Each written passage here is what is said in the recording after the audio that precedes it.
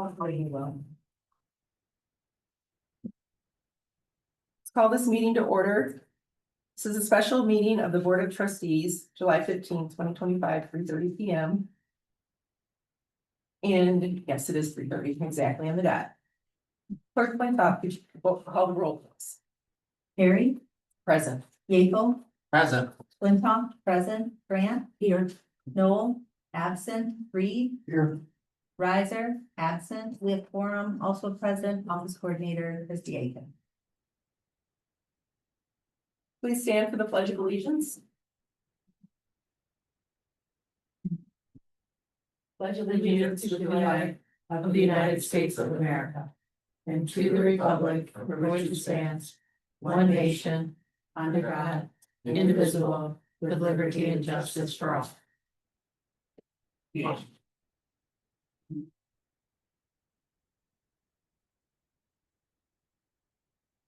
Well, adoption of the agenda. Are there any changes? I would make a motion to remove J1 from the agenda. Support. Any other changes? No? Okay, all in favor say aye. Aye. Opposed? None. Motion passes 5-0.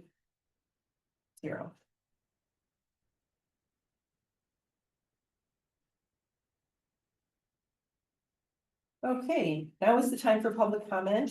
This is the time for members of the public to speak to the Board of Trustees for up to 5 minutes on any matter. And we begin with anyone who's present. They're all looking down, okay. Hi, Roy. Hello. Roy Townsend, Scio Township resident, also co-chair on the Parks Director Committee. Not sure exactly what this special meeting is about, but just a couple things. One thing I learned in from HR a long time ago is praise in public and discipline in private. So I guess at this point, I'm gonna tell you all the things that we're gonna be successful as Parks, Pathways, and Preserves. Right out back here, South Township Park. We've talked about things. I've been on working South Township Parks. Before it was Parks, probably been phase 1 in Zebra Road out here 10-15 years ago. Worked on through and TAP project, Park Pathway and Preserves committee. But we talked about, getting a pathway done. We just finished that this week, the walking path. It's 90% complete, still some stuff to get done. I'm pretty sure it's gonna be under budget. Like with Murphy, we did some stuff working with OHM, like how can we minimize costs, do some of that stuff in-house, working with Murphy, myself, get some of the stuff in-house to save money for the projects.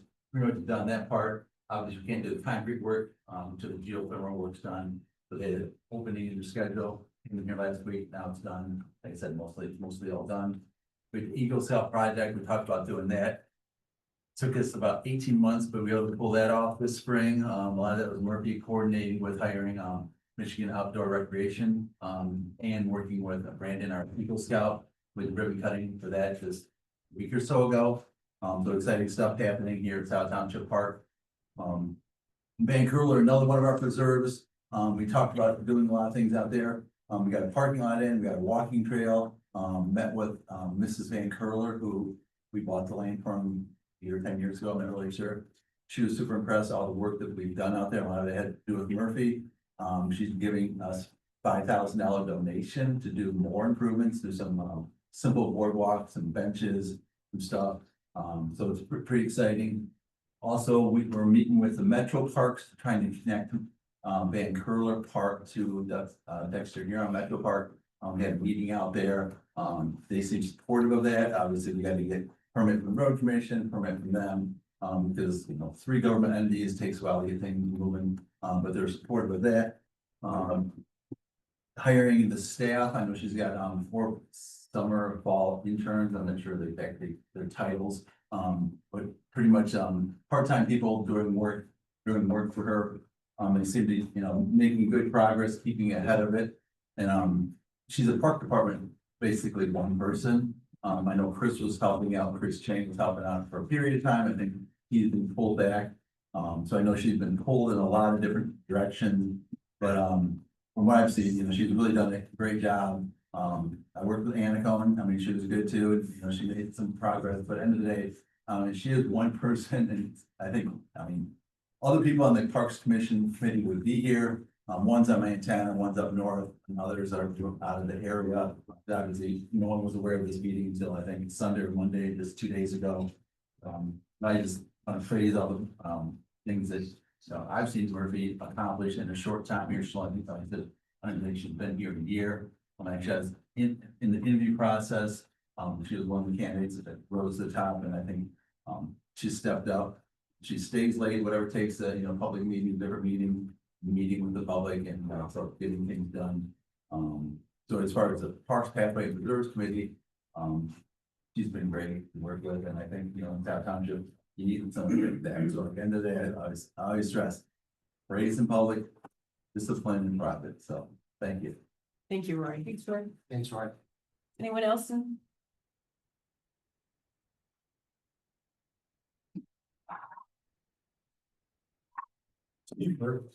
Scio resident and a member of the Parks Pathways and Preserves Committee.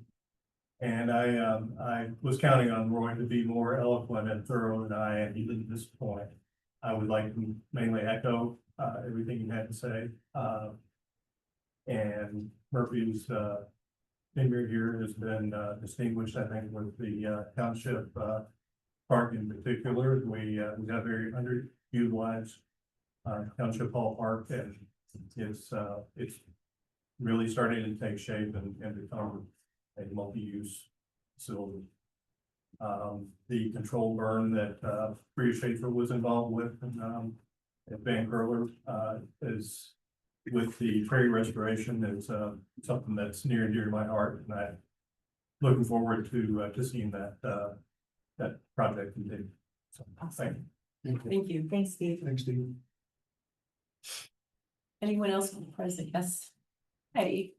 Good afternoon, my name is Tom Morris. I'm also a Scio resident, and only for 4 years, and I've been a member of the Parks Pathways and Reserves Committee for far less time than Roy has. I agree with the comments of what the two prior speakers said.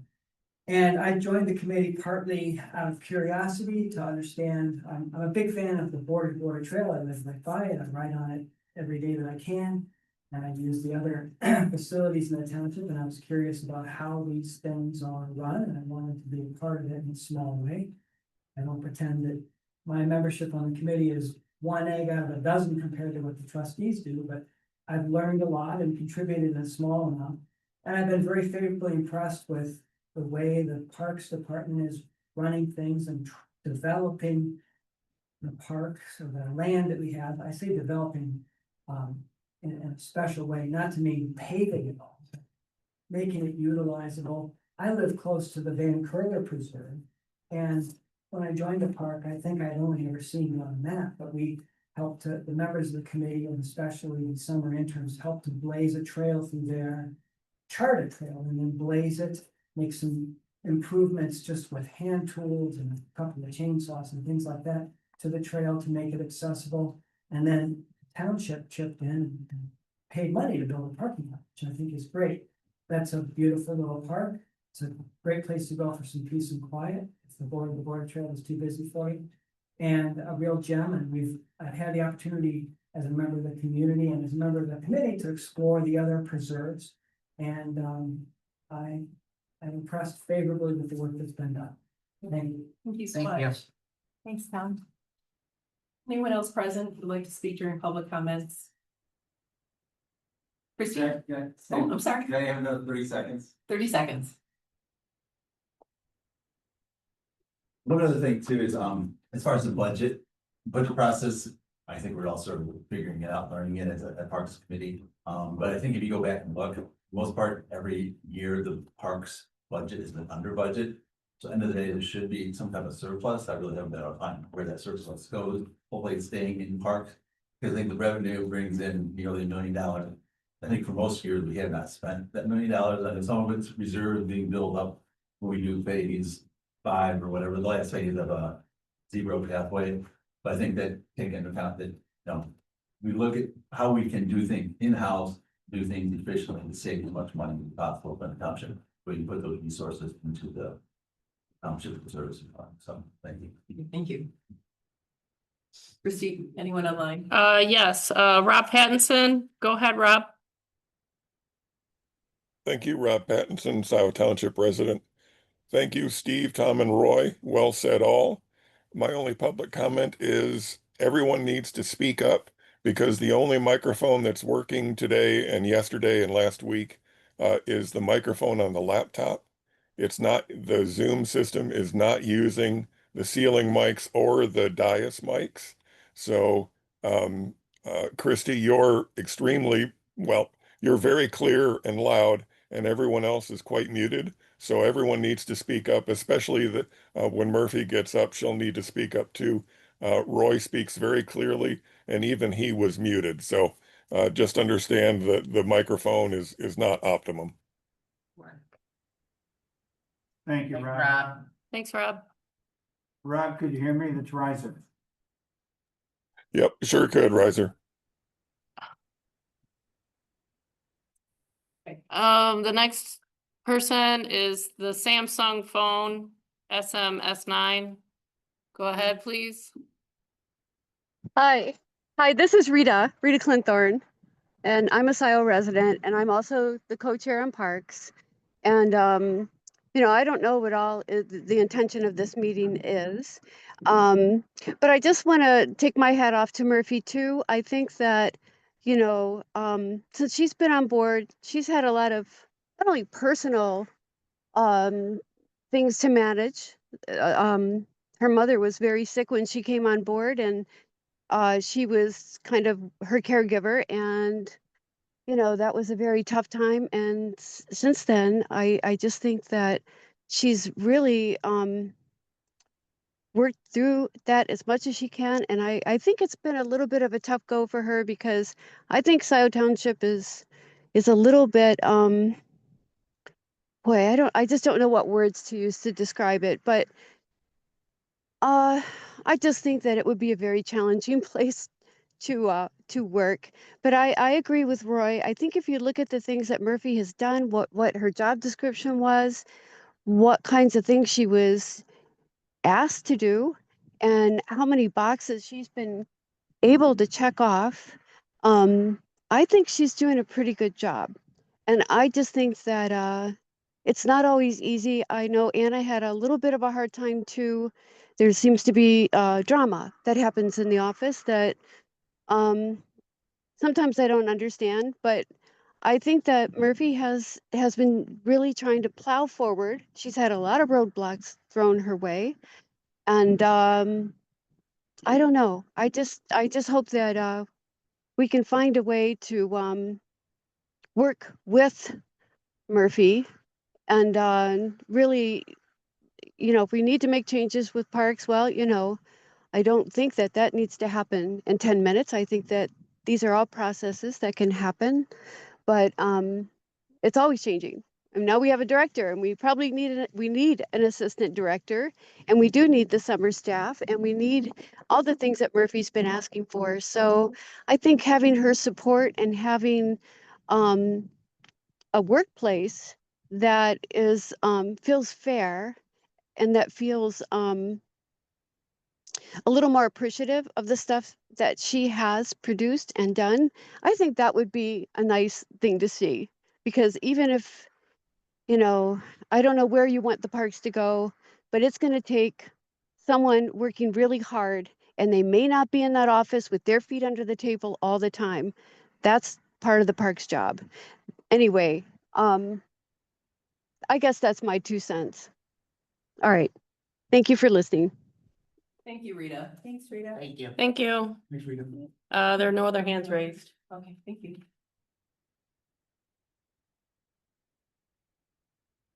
Well, and board response? Just one, and that's you. Anything? I mean, as far as I know. Yeah, I just wanted to note, this meeting was called at the last board meeting.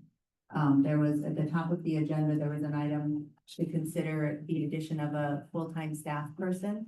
And the meeting was called to, the purpose of the meeting is to focus in direction of the Parks Department. The items in here, discussion is intended to assess the department's core responsibilities as it relates to parks and paths. To have a chance for the board to kind of understand, because we've, been doing a lot in parks. We're all super excited about it and just want a chance to kind of talk about where it's going. So, thank you. Trustee Noel has arrived. Trying to be discreet. Well. We've already. Yep, okay. Well, I guess possible action, focus and direction of the Parks Department. And there is an agenda item, and Christy, you had created this. Thank you for including the attachments. I read through all of them. And along with the budget report for parks and tree funds. So you want to introduce this? Yeah, Murphy. I envision this more as a dialogue back and forth between the board and Murphy to just for everyone to gain an understanding of the Parks Department and the direction the board wants to see it going. It's not a sinister meeting. Okay, so this is We know that. the department's core responsibilities as it relates to the parks and pathways. The outcome of this discussion may help determine the township's broader vision for the Parks Department. Okay. Christy, could I? Oh, yeah. Sure. And you have the little clicker you said? All right, okay. So Yeah. is this sufficient or? If you go, yeah, you just hit the presentation button. Where is that? It would be present. Oh, present, okay. There we You're go. gonna start on the last slide. So Murphy, do you want to do a presentation and then do Q&A, or what do you want to do? Yeah, I was thinking I would walk through this and then, so my vision was to kind of, I didn't really know either. Okay, so What now how exactly do we we're get? doing. Or you Do just- you mind if I? No, go for I it. can just, Yep. do that. So I wanted to walk through a few things, touch on, why is it data? Okay, I touched There we- on the ordinance, talk a little bit about the purpose of the Parks Department, and then kind of focus on some aspects that some of you might not be super familiar with, and why it is that we do things the way that we do. And then I figured after the brief presentation, we would move into focused discussion on capital plan, where we are with that, and then addressing, as Clerk Flintoff requested, the footnotes of the budget. That's my plan, please. Kind of be in the general initiatives, kind of where we're at and what contractors and staff support are needed. Okay, great. So, I will just, again, the purpose of this is to kind of walk through the goals of the Parks Department, and let's begin the journey. So, if you took some time to look through the ordinance, you probably noticed a few words that pop up quite a bit, and I think that there's an opportunity here to understand more about how those terms outplay in our department, but also how we're interpreting them and seeing if those align with how the board hopes to interpret them going forward. And we're really focused on these three aspects because we all know that the ordinance sets the priorities for what goes on in the department. So first, when we're talking about development, we're talking about both preserves and parks, as well as pathways, not just Seed Road, but connecting communities throughout Scio Township. And the development portion starts from the beginning. We acquire the land and we start with installing trails, educational signage like kiosks and beacons throughout the parks and preserves for navigation, as well as, again, those pathways that help people to get to these places without needing to use motorized vehicles and without having to be on the roads in order to access these. And this is something we're hoping to focus more on in the future, especially when you consider Park Road and potential pathway there, which could lead into the Cypher properties, which we're going to be doing the improvement of that partners. And of course, when we talk about development of parks, it's different than preserves. And so when we're talking about parks, we want to focus more on those different ways that the community can interact and recreate without having to focus on trails and those kind of passive hobbies like photography and bird watching. This gives people an entirely new way to interact with the park. So it's a nature play space, but it's also surrounded by different ecosystems. And this is a really cool example of what we can do, combining habitat restoration and giving people of different ages and ability levels the ability to recreate outdoors, which again is outlined in the ordinance. Then we're talking about maintenance. Everybody's favorite and least favorite thing to think about is how do we maintain these trails, boardwalks, parks, and ecosystems in the long run. And so what we're focusing on is keeping these things in good condition. So repairing boardwalks, sometimes even moving trails as they've existed for a long time to better suit the topography, and again, focusing on ecosystem health. And that's a term you're going to hear a lot throughout this presentation. Then we're looking at management. And when we're talking about preserves, management is referring to our efforts to protect and restore the biological integrity of these places that have been put under our charge. And it's important to, when managing, consider how are we going to gauge the success of our management efforts. And that's where some of these initiatives come in. So we're talking about breeding bird boxes. So we're inviting cavity nesting birds, and we can gauge the success of each of those individual occurrences. We're monitoring our vernal pools and other waterways to ensure that, bioindicators in these ecosystems are great for gauging how well our restoration efforts are going. Again, invasive species removal here, we have 2 massive bags of garlic mustard, the bane of all land managers' existence. And again, we're focusing on some species in our township that are very rare and that we should be really proud to have and be really proud to protect and promote their populations. And I wanted to give an example. Here are a couple of examples from literature that talk about why it matters that land managers and academia come together, especially when it comes to conservation and restoration. So here you can see that they're discussing how we need a way to evaluate our restoration efforts. And a lot of that comes through with wildlife surveying and monitoring, which is why these efforts matter so much. We're creating a baseline so that as we go down the road, we can look and say, wow, this population has expanded because we don't have a whole field of buckthorn and autumn olive. Like, that's really cool. And this is a really underutilized practice amongst land managers and conservationists.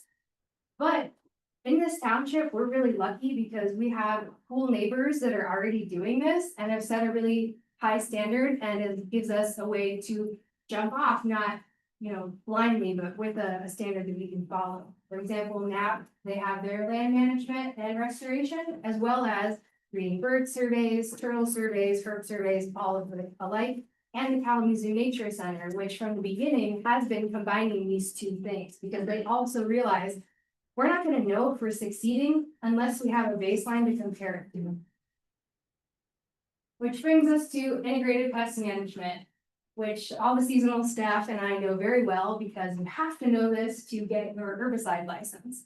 And the way that integrated pest management works and why it's important is that we're trying a bunch of different methods to ensure that we're not just focusing on any one method for restoration. And this matters, especially when it comes to treatment, monitoring, and prevention.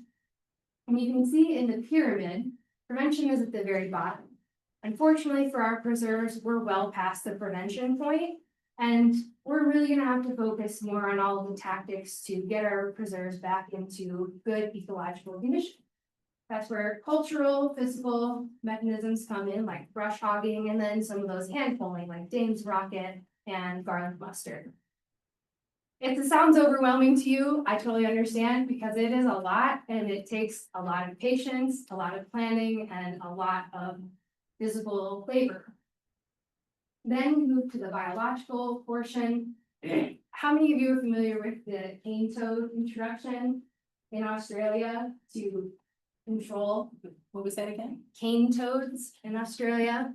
It was a biological control method that turned into a massive invasive species problem. So we're not gonna use that one too much, because we're not researchers, but there are cool options in our area to look into, like introducing goats, and instead of just immediately jumping into the top tier, which is chemical, aka herbicide. And herbicide is a really awesome tool when it's used properly, and that's what we're focusing on. Ultimately, each one of these things has its time and place, and what I mean when I say that is throughout the year, different tactics are going to work because of the time of the year that it is. So for example, I'll show you a picture in a minute. Marshall Preserve is overrun with woody invasives. But at this time of the year, even though we have this awesome new brush hog, we can't brush hog out there because we have to take into consideration the timing of breeding birds. And it's our responsibility to know these things so we don't cause any damage to these ecosystems that we're really trying to protect. And not all green spaces are created equal, which is one of the big points, major takeaways I want to give you here. As I said, Marshall Preserve, that's what we're looking at right here. To the far left, where there's the pathway goes through, either side is flanked by black alder. And if you know anything about black alder, it is awful and it overtakes everything. And in Southeast Michigan, it was introduced not that long ago and it is terrible. So much so that we're supposed to report it to the state because populations can get so far out of control. Again, these are things that are going to take time to correct. And then we have, our regular wall of buckthorn, which for most people hiking isn't a super fun sight to see. That's another thing we want to think about. Aesthetics aren't our top priority, but they do matter. And people, whether or not they realize it, know when something looks ecologically unhealthy. Then in Marshall, we have this really cool oak tree. Amongst all this bad vegetation, we have one big, beautiful oak tree. And it's cool features like this that are going to help us know how to restore this area. Because this big, expansive oak tree probably indicates what this ecosystem type was like before all this disturbance occurred. So it's pretty fun. It's fun, it's hard, but it's really enjoyable in the long run, being able to interpret science like this. And you may be asking yourself still, why do we manage these sites? Why isn't it enough to just buy them and let nature take its course? And the sad truth is that nature can't take its course anymore. And I think that especially people on the board understand that there is a large scale disruption that is happening on our planet. And unfortunately, we wish it was as easy as buying this land and letting nature do nature, but it just doesn't happen that way anymore. And so I wanted to elaborate a little bit more on that. How many of you are familiar with the 1800s pre-settlement vegetation map? I've actually seen it. All right. All right, Yeah. I've seen it. All right, That's well, good. Tennis is over. This is a really awesome map. I could get into why it's super awesome, but suffice it to say, this is a huge policy victory back in the 1800s. I had the pleasure last week of meeting Tony Resnicek, who is a world-renowned botanist who also happens to call Ann Arbor home. So we got to listen to a presentation by him specifically addressing not just this map, but very much southern Michigan. And back in the 1840s, when a lot of this work was done, 5% of all flora in Michigan was alien. That's not so bad. It's probably a lot of crops, a lot of medicinal plants, a lot of, things that people are using to survive. Fast forward to now, where 39% of all flora in Michigan is invasive and non-native. Pair that with the fact that 24% of all the species that in 1840 were documented are now completely extirpated from the state. And you've got a pretty grim picture, especially when you consider that a majority of the disturbance that has happened in the state has happened in southern Michigan specifically. So we've got our work cut out for us, but not all is lost. There's hope. And it's because of policymakers like all of you and our neighbors working together that we have hope for these kinds of spaces. because of our tree fund policy, which puts Scio Township in a really neat and unique position to do reforestation projects. And I'll get more into that later, but the Land Preservation Commission does awesome work, the Environmental Sustainability Task Force, and then all of our neighbors that are also doing cool stuff that we probably already know about anyway. And so I thought that this dovetailed nicely into talking more about the tree fund plan, where we are with that before we go into the budget and capital discussion. So this parcel, so the parcel itself is kind of this open space that is near the row of houses, formerly an old field. And it's a really cool and interesting candidate for the first restoration project for a lot of reasons. And using pre-settlement vegetation maps, I will show you. Ready? This is what it was before. Purple and yellow. But what does that mean? It means that back in the 1840s, half of that old field was considered a mixed oak forest, which is not super surprising because we know that a lot of southern Michigan was wooded, a lot of woods. And we know this because of the notes that have been left by people who created this map. It's very cool that we have the opportunity to reintroduce some of these wooded spaces, especially with this larger push in our region to build prairies and pollinator habitat. And that's just not necessarily what we need. But a lot of places don't have the money to do those kinds of things. And then above, we have wet prairie, which is also super cool because if you look back here, what is to the north of that old field? A river, a creek, which is a pretty good indication since we know West Scio is to the west of this property, which stays wet all year round, that this is probably going to be a pretty successful combination of mixed oak forest and wet prairie. So it should be pretty cool. Very excited about the prospect. And just to go back to this, if anybody has questions about the plant composition that we're looking at, I do have information about more specifically the trees and the shrubs and the forbs that we're going to be looking to introduce. Yes. So is this west side? No, this is, they called it West Scio in the plan, but this is basically part of the Syker property. Okay, so close to this. Yeah. So the timeline for a few things that I think would really benefit the department and the township as a whole are, let's develop a mission statement for our department. There's some really cool ones that we could kind of mirror our mission statement after. Yeah, does have a really good one that talks about our focus should be to restore and protect our natural communities while fostering an environmental ethic. Wraps things up pretty nicely and keeps it pretty specific. Next, I think that in the ordinance, there needs to be better language to reflect that the department has a dedication to focusing on natural areas management and environment and fostering that environmental ethic, which we kind of do through our programming, but we could be doing more for sure. Then we have our 5-year management plans, which I'm not sure if all of you on the board are yet familiar. We're working with a company called Orbis. We're in very early stages of working with them to have each of our preserves and parks indexed and then ranked to decide like which management units are the priority and kind of give us a scale of how we should be working through these things. So we have a strategy laid out that we can follow. And then last, we're already out there doing the work, but again, we're getting to work with habitat restoration and surveying and monitoring, which I have a plan for the individual natural areas technicians to do a presentation for you guys when they are wrapping up their projects. So in summary, we have a really awesome opportunity, given the support of this community and neighboring communities, to be one of those organizations that sets the standard for what other organizations look at and say, this is how we should be doing this. We have great models and we have the resources, so I think we should just really dig in, take advantage of these opportunities. Thank you. Thank you. Yeah. Okay. Mind turning it back to that last slide, Chrissy, that overarching goal?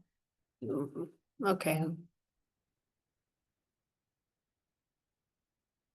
Sorry, we're trying to get there. This one? That one?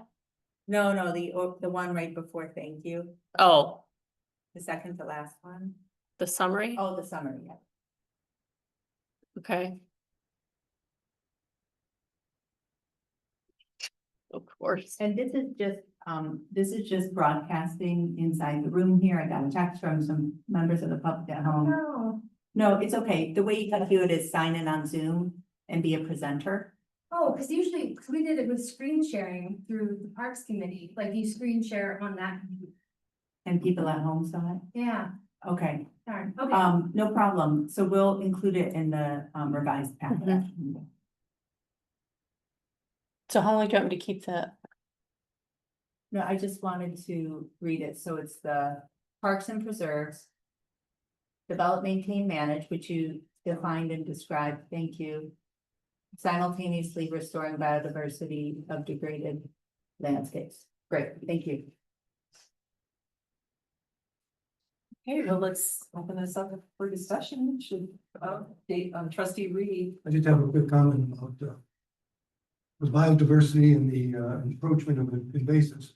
To see it up close and personal, all you have to do is walk to the end of the flyer. That used to be almost completely empty of brush. It was mostly non-native grasses, but it was, but you could actually walk through them, because I used to walk through to come here. And in the years since we stopped mowing the trail, it's now almost impossible to walk through there. So that only took about 5 years for Autumn Olive and Buckthorn to take over. So without management, without almost day-to-day care, or certainly week-to-week care, we lose control very quickly. Yeah. Anyone else? I had some comments when we're ready to begin. Okay, I thought as well, and maybe you need to go ahead because nobody else is interested. Great, thank you so much, Murphy. I really like that kind of summary mission statement and totally support the idea of updating the ordinance in whatever way we can. I know we've talked with David and you and me about the need to permanently protect some of our parks, like name them, you know, which are our parks, and make sure that they're codified in our ordinance as such too. I'm interested in kind of understanding, you know, the activity and the goals in the context of the budget and staffing. And I want to get a sense of where we have, you know, kind of staff and consultants assigned and where there are gaps or recommendations on that. Okay. I think, you know, certainly, Roy, the budget is in there. Certainly, Fund 208 stays with 208. We are 5 years through a 10-year millage. So that's not lost on me. Certainly, we have the terrifying context we're in of the federal and state cuts, continuing to come down one after another.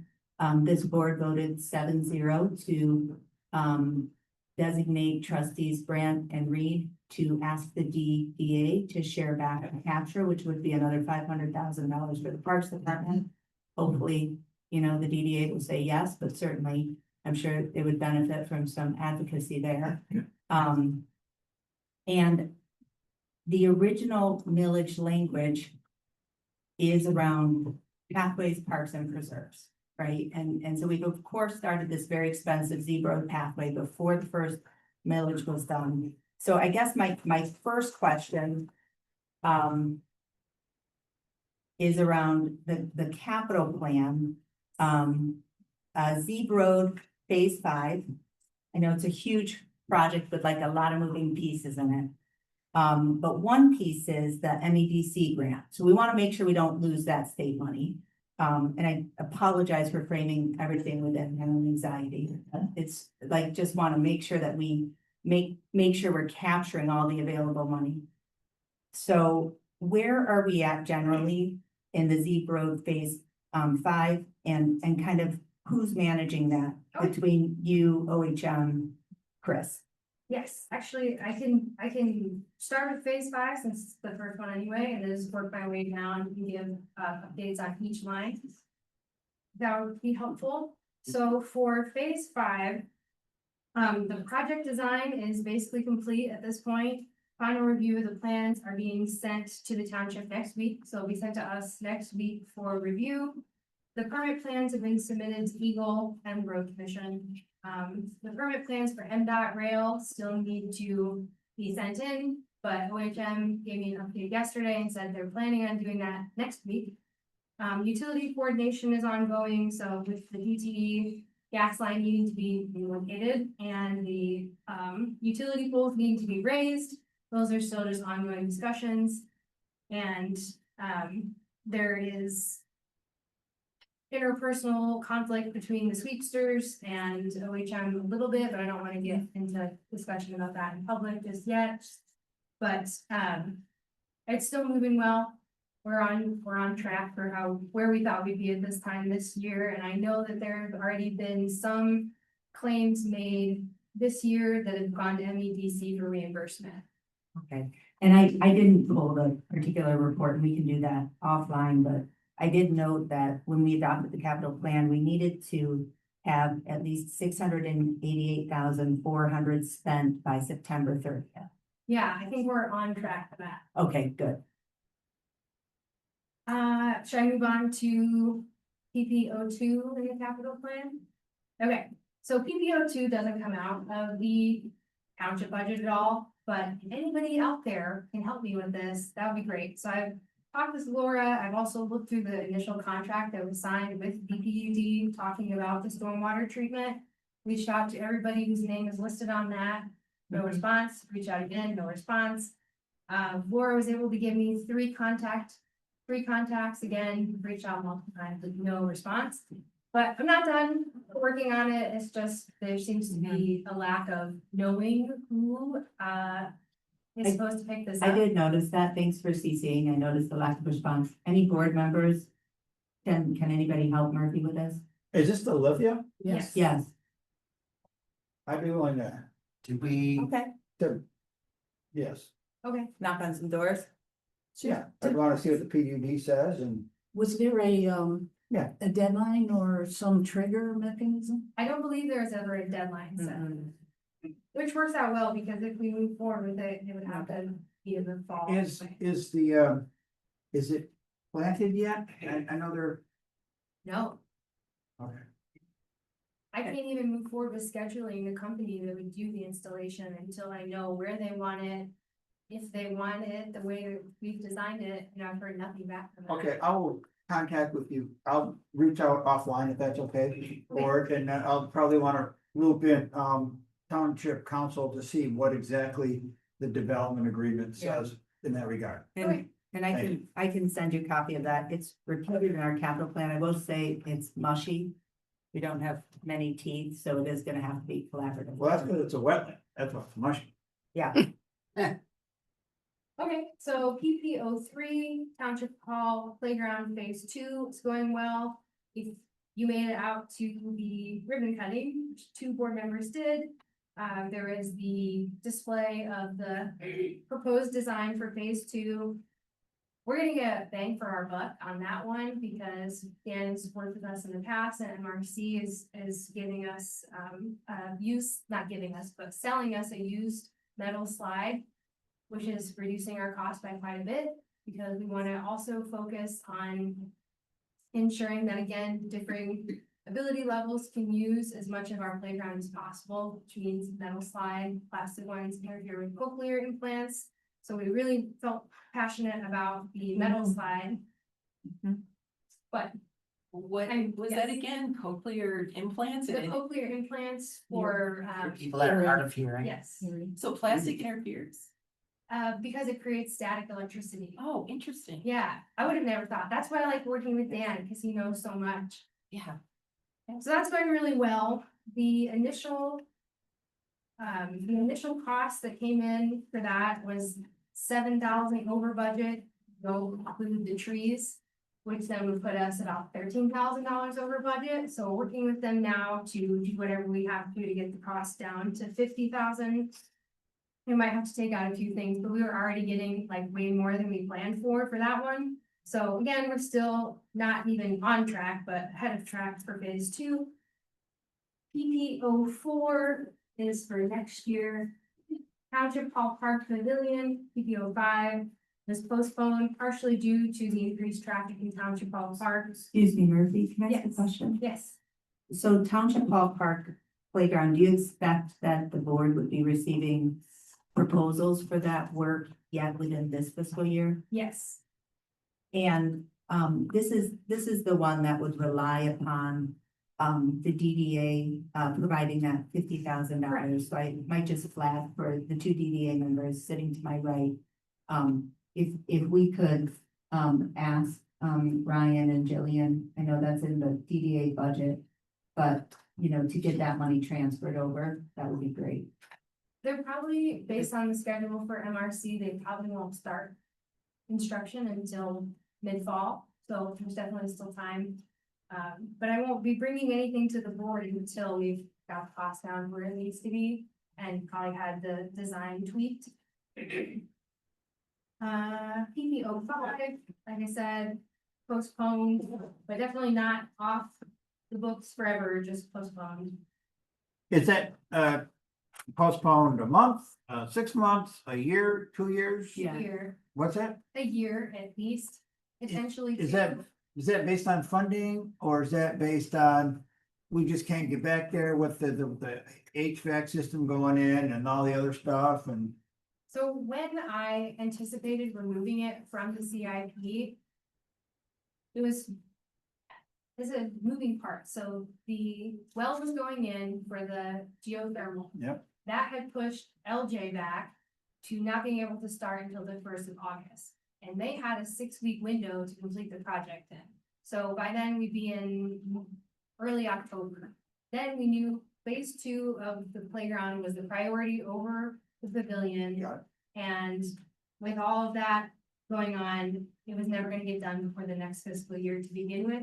And the more we thought about it, especially when it comes to phase 2 and phase 3, it makes the most sense to wait until the whole thing is done and then figure out where the pavilion is gonna fit in there. While always keeping in mind that we have to keep a certain amount of space available. Just depends on like orientation. I'd like to get Dan's input too, on where he, because he's done a lot of this before, where he thinks it would be the most appropriate. So Murphy, I would anticipate this board would kind of probably start the capital planning process this fall. So that'll be a recommendation from you to move it back a year or two, is that right? Yeah. Okay. Okay, so then we have PPO6, the tractor with attachments. The toolcat was purchased in mid-May with attachments, and this purchase came in under budget by 14,000. Then with the inclusion of the trailer plus the chains that come with the trailer, we are paying approximately $5,000 per department to co-purchase the trailer. So ultimately, PPO6 came in $9,000 under budget, so happy about that. PPO7, it's kind of a weird one. So there had been discussion in the past about the need for a utility barn to store all of the attachments to the toolcat in. But as conversations continued, it became clear that if we were to try to put any type of utility building out in that space behind the parking lot, that it would have to be a multi-department use building and therefore would not come out of the Parks Department budget. So again, that put us at $0 out of 35,000 for that project. Murphy, there was discussion about using the historic barn at South Wagner and Scio Church. That is available. Is We it got a available new- now? We got a new Yes. roof. Nice. It's very exciting. Is that feasible though? I know it's tough to get on Once and we off have the road the there. Trailer, it'll be more feasible, but again, before I'd wanna do any type of trying to maneuver with a 25-foot trailer, we should probably look at installing like a loop turnaround, so people aren't backing out of there, which I think would be impossible. Oh, yeah, you have to turn on. And I thought the township hall vehicle storage barn was, I mean, the board adopted that based on the recommendations, and I know it was both utilities and parks, but I thought there was the idea that we needed, some enclosed space here, more enclosed space here for some of our vehicles. Right. Yes. So, and I understand there's some equipment, maybe the barn can work for some of the equipment. I wouldn't imagine we would keep trucks at the barn. No. Okay. So do we not, I mean, we can talk about this during capital planning, but do we not still need vehicle storage? It's okay if we don't, I just know we've had, you know, From my perspective, I don't see any purpose of throwing money at a temporary, what would ultimately, I think, be too small of a space. We don't have enough room in that stretch of land to create anything of substantial size. for so are you storing okay with vehicles. the trucks either being in there or being outside? I mean, that's our only option. I think that to invest money in something that isn't going to be a long-term solution, I don't see. Why wouldn't it be long-term for vehicles? Because if we're gonna invest money in a storage space, I think. Considering. How little space there is in the back for both utilities and parks to operate out of.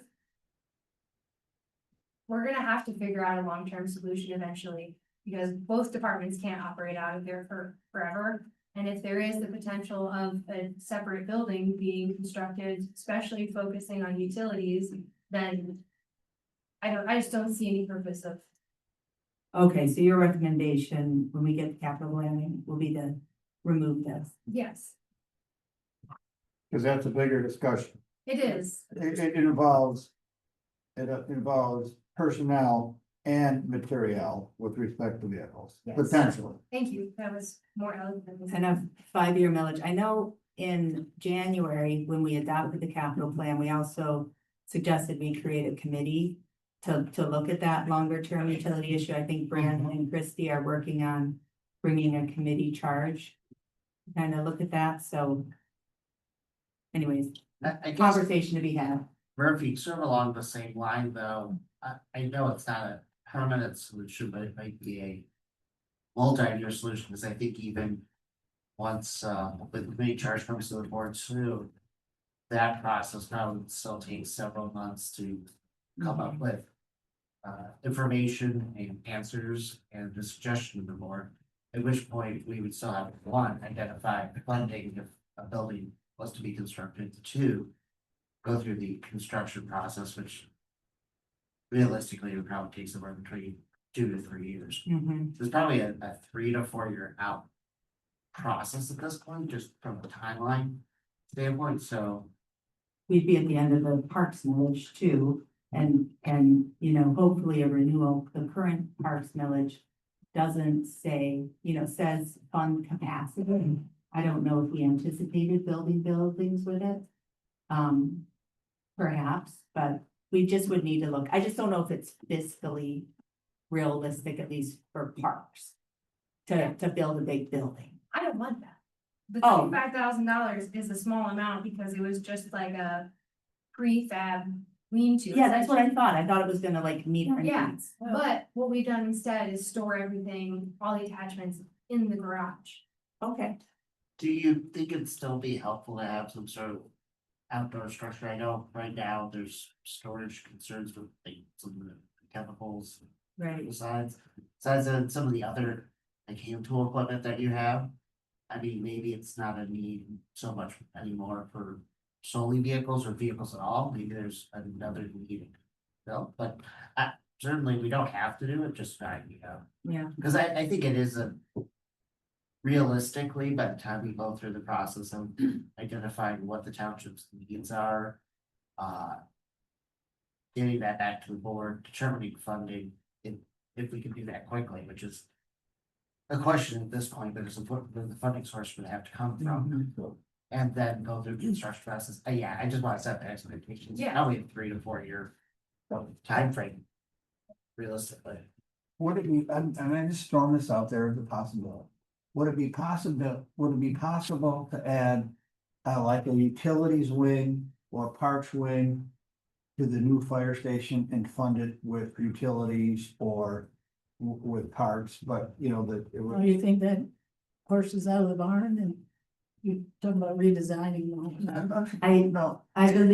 I believe there was some early investigation of that, when we purchased the 9.5 acres. Or separate. You know, that 9.5 acres over there was for the express purpose of fire and future utility infrastructure. I believe early on, there was some exploration with OHM, our engineer, about siting, and Brandon and the chief would have to fill you in on the details about that. But I think that was more about kind of water infrastructure is what we were thinking of over there, but I possibly did other follow uses. up with chief, Brandon, because there are people out in TV land who might not be able to hear you, do you wanna come up? yeah, it's closer to the just a mic? quick comment, I apologize. That's right. So, before, the fire department was approved for, moving forward with the development of the new fire station.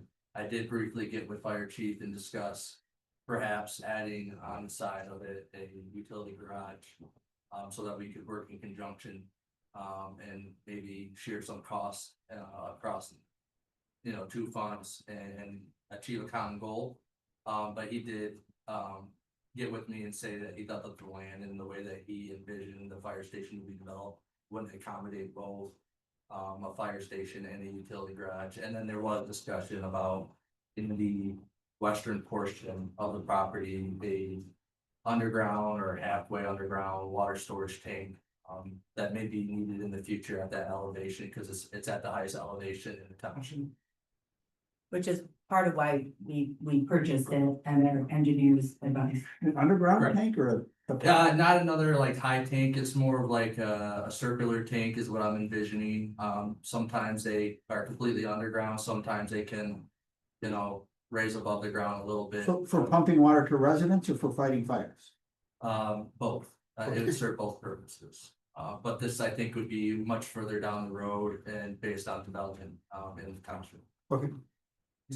Can I ask Murphy on the idea of it looks like from your initial response, not to put you on the spot, but it sounds like the historic barn might be an option for some parks uses. I don't know if, over time, you can kind of develop the ideas for that. It's more just probably storage for things that don't get frequently used.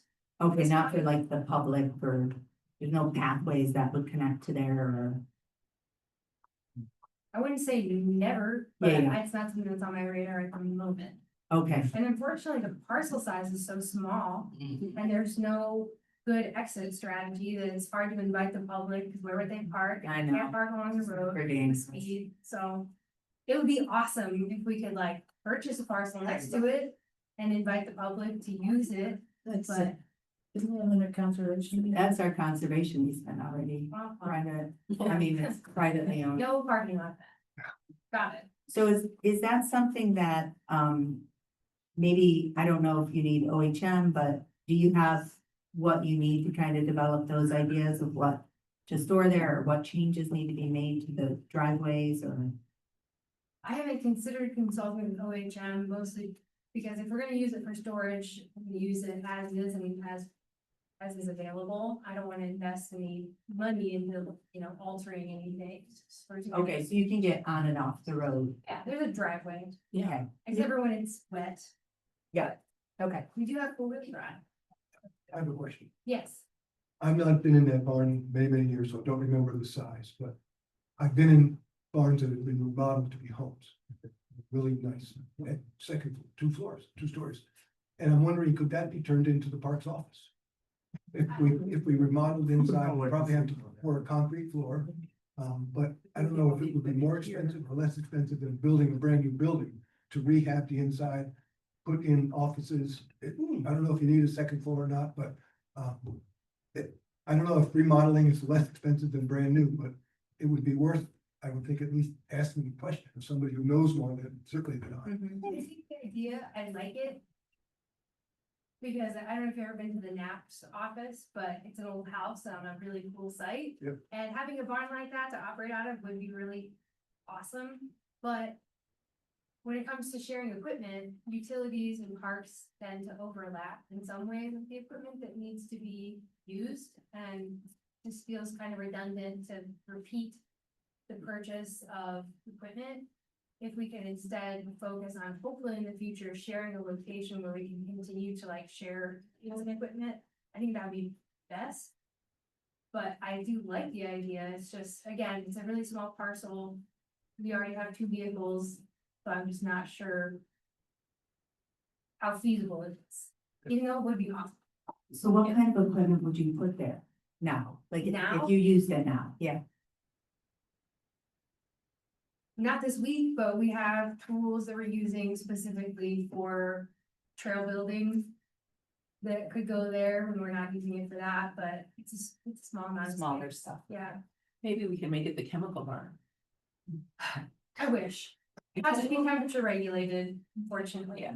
Well, I think this is a discussion at a different time because we have, you know, we need to find out about the utilities and that the whole, the idea of maybe a separate building for them. We have this building back here, but Scio is growing and our staff is going to grow. Our departments are gonna grow. So there's, yeah. Do you want me to move Are on you- to PP 09 and 10? What about PPO8, Park Road parking lot? Oh, Did, my were? numbers is are that messed up compared to Okay, yours. So that's fine. Park Road parking lot engineering and Park Road parking lot. Both of them together, we had budgeted 225,000, which I had never done a parking lot before. So I didn't realize how radically over budget that is. So we took OHM out and toured the site and to come up to get their initial thoughts on what engineering we need to get done. But overall, the site is very level, especially off of Park Road. So we decided we're not gonna make the entrance to the parking lot off of Stabler, but have to put in a culvert. So note to that. Definitely going to be focusing on Park Road. We had Roy out and Rita and LJ to look at the site. Roy's working on we'll be working on the permits from the road commission for site clearance. And OHM again said that there's no engineering required. Their only request was for compensation if they were to do the permitting through the road commission for us, but Roy, I think, has got it under control. So Then, what on 08, before you move on to the next one, I want to ask about that one, please. 08, is that the engineering? Yeah, page, in the capital improvement plan, it's on page 11 and it's PP08 Park Road parking lot. Okay. I know. Yeah, so then the Park Road parking lot itself, which was for I think we're looking at slightly different things, but was budgeted 200,000, right? That's right, 225 is Oh, what I okay, have. so you just combined them both, got it. Yeah. So Park Road parking lot, we took LJ Construction out to have a look at where the site's proposed. And they have agreed to do a change order to the contract for the pathway installation at the Township Hall Park. And so after they complete construction here, they'll be able to roll that into, since we're just doing a compact gravel parking lot on a flat surface, they're going to be able to do that installation for us. We're waiting on the actual quote, but they estimated anywhere between like $7,000 and $10,000. And with the installation of the kiosk, a bench, and a small bike rack, instead of the 225,000 budgeted, we're probably looking more at like 30,000 for everything all together. So that puts us $193,000 under budget for that. So, thanks. And Murphy, I have a question. I know, related to another project, and we've got the proposed budget amendments coming on July 22nd, which is just regular quarterly amendments. And we talked about, you know, just in the kind of learning, kind of defining kind of what the expectations are for parks. Maybe I'm misremembering this. I remember having a conversation with you, Christy, Ryan, and me in my office at some point regarding construction engineering. And if that had been fully loaded into the budget or not. And so my question is, well, my suggestion is if there's any construction engineering costs that you think we didn't budget for the first time around, to get those to Rebecca. Second, what is the board's expectation regarding engineering? I mean, our engineer is OHM, and while I appreciate, you know, that sometimes there's times we can cut costs, I'm not an engineer. And so I don't know when we need engineering and when we don't. And my question for the board is, how should we determine that? OHM determined that. Okay, They're That's- online too. okay, So that was the initial. Toured the site with OHM, we just determined that engineering wasn't necessary because of the flat. because it was so easy. Yeah, Gotcha. Correct. I can also confirm, I asked the question about Parks when this came up. And he basically said, you know, you can engineer if you want us to, but this project doesn't need us Mhm. to. And that's what I would always want, is some determination by our engineer that engineering isn't necessary. That makes sense? Yeah. and then the last one before the trees fund is, well, there's EP 11, the Scio Church Parker Road observation deck. And which is just not actually feasible because we don't own that property. Some miscommunication on that. It's an open space and protected, but we don't own it. So no, we won't be doing that. That's 09 on our list. Oh, okay. Yeah. So that's the Church Road, Parker Road observation deck.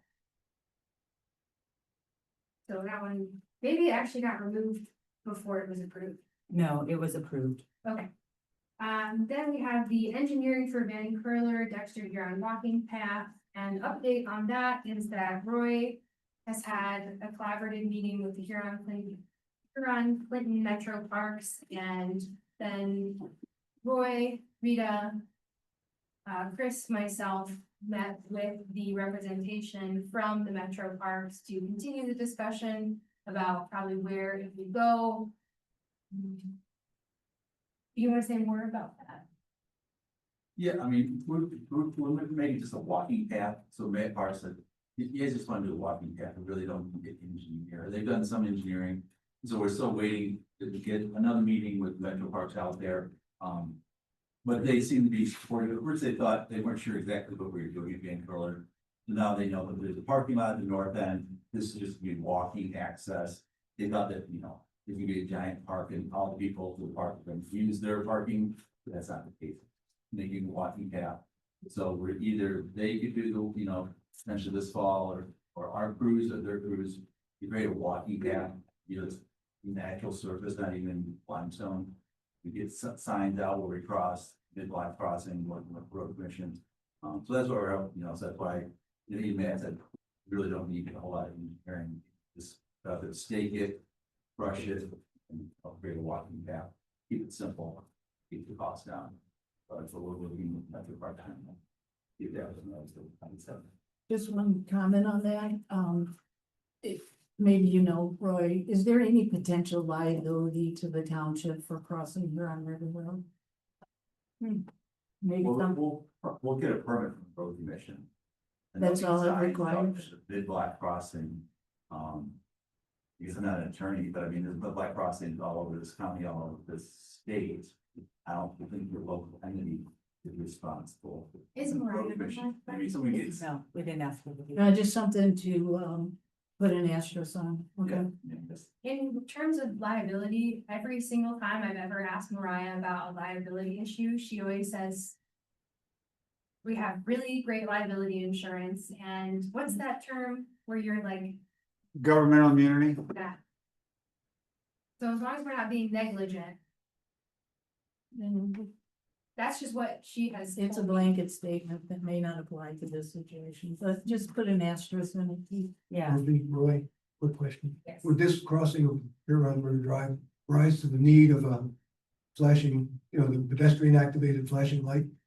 Probably not, because usually you do those with the higher volume, on a border crossing, if it's a high volume crossing, we'll put a rapid flashing beacon.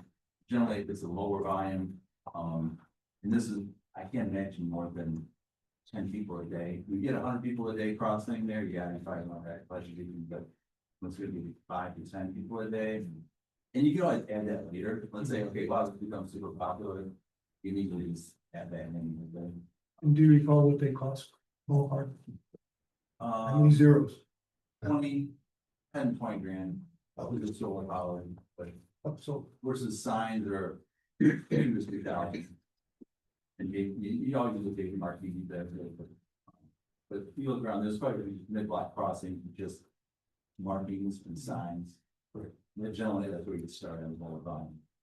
Pedestrian crossing, and thankfully, younger drive, the lower speed, lower volume road. I'm supposed to.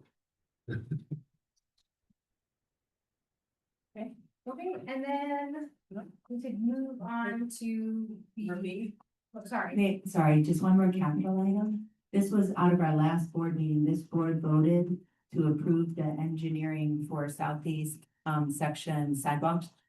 John, and so this is an issue I want to talk about when we talk about what is the focus of this very limited parks millage. I know it's been a spirited debate since the beginning. There was discussion, do we make it 60%, pathways 40%? Alec and Jane had an idea of a policy. Parks funding and ARPA funding was used to construct part of the southeast sidewalk gap filling / pathway. Southeast pathway / sidewalk gap filling, all necessary, all a good purpose. But kind of a question, we just have a grant in for the engineering, but you know, depending on what happens, this board is going to have to decide, and since we're having kind of an open-ended conversation, because I know there's differing opinions on this board about if this parks millage is to be used for sidewalk gap filling. I remember the debate when we voted 3-2 to even place this question on the ballot in May of 2020, postponed by COVID to August of 2020. I think it would be, I would be interested, because it's an interesting debate. I think, you know, if it's sidewalk filling, that's one thing. But I think you can look at what just occurred on Park Road, where we filled in that area that was left open, another dead end pathway. And instead of that occurring, we have created a complete loop between that neighborhood and the new neighborhood.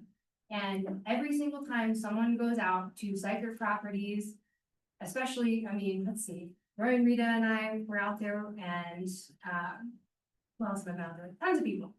Every time you go out there, you see at least half a dozen people, if not a dozen people, using that pathway.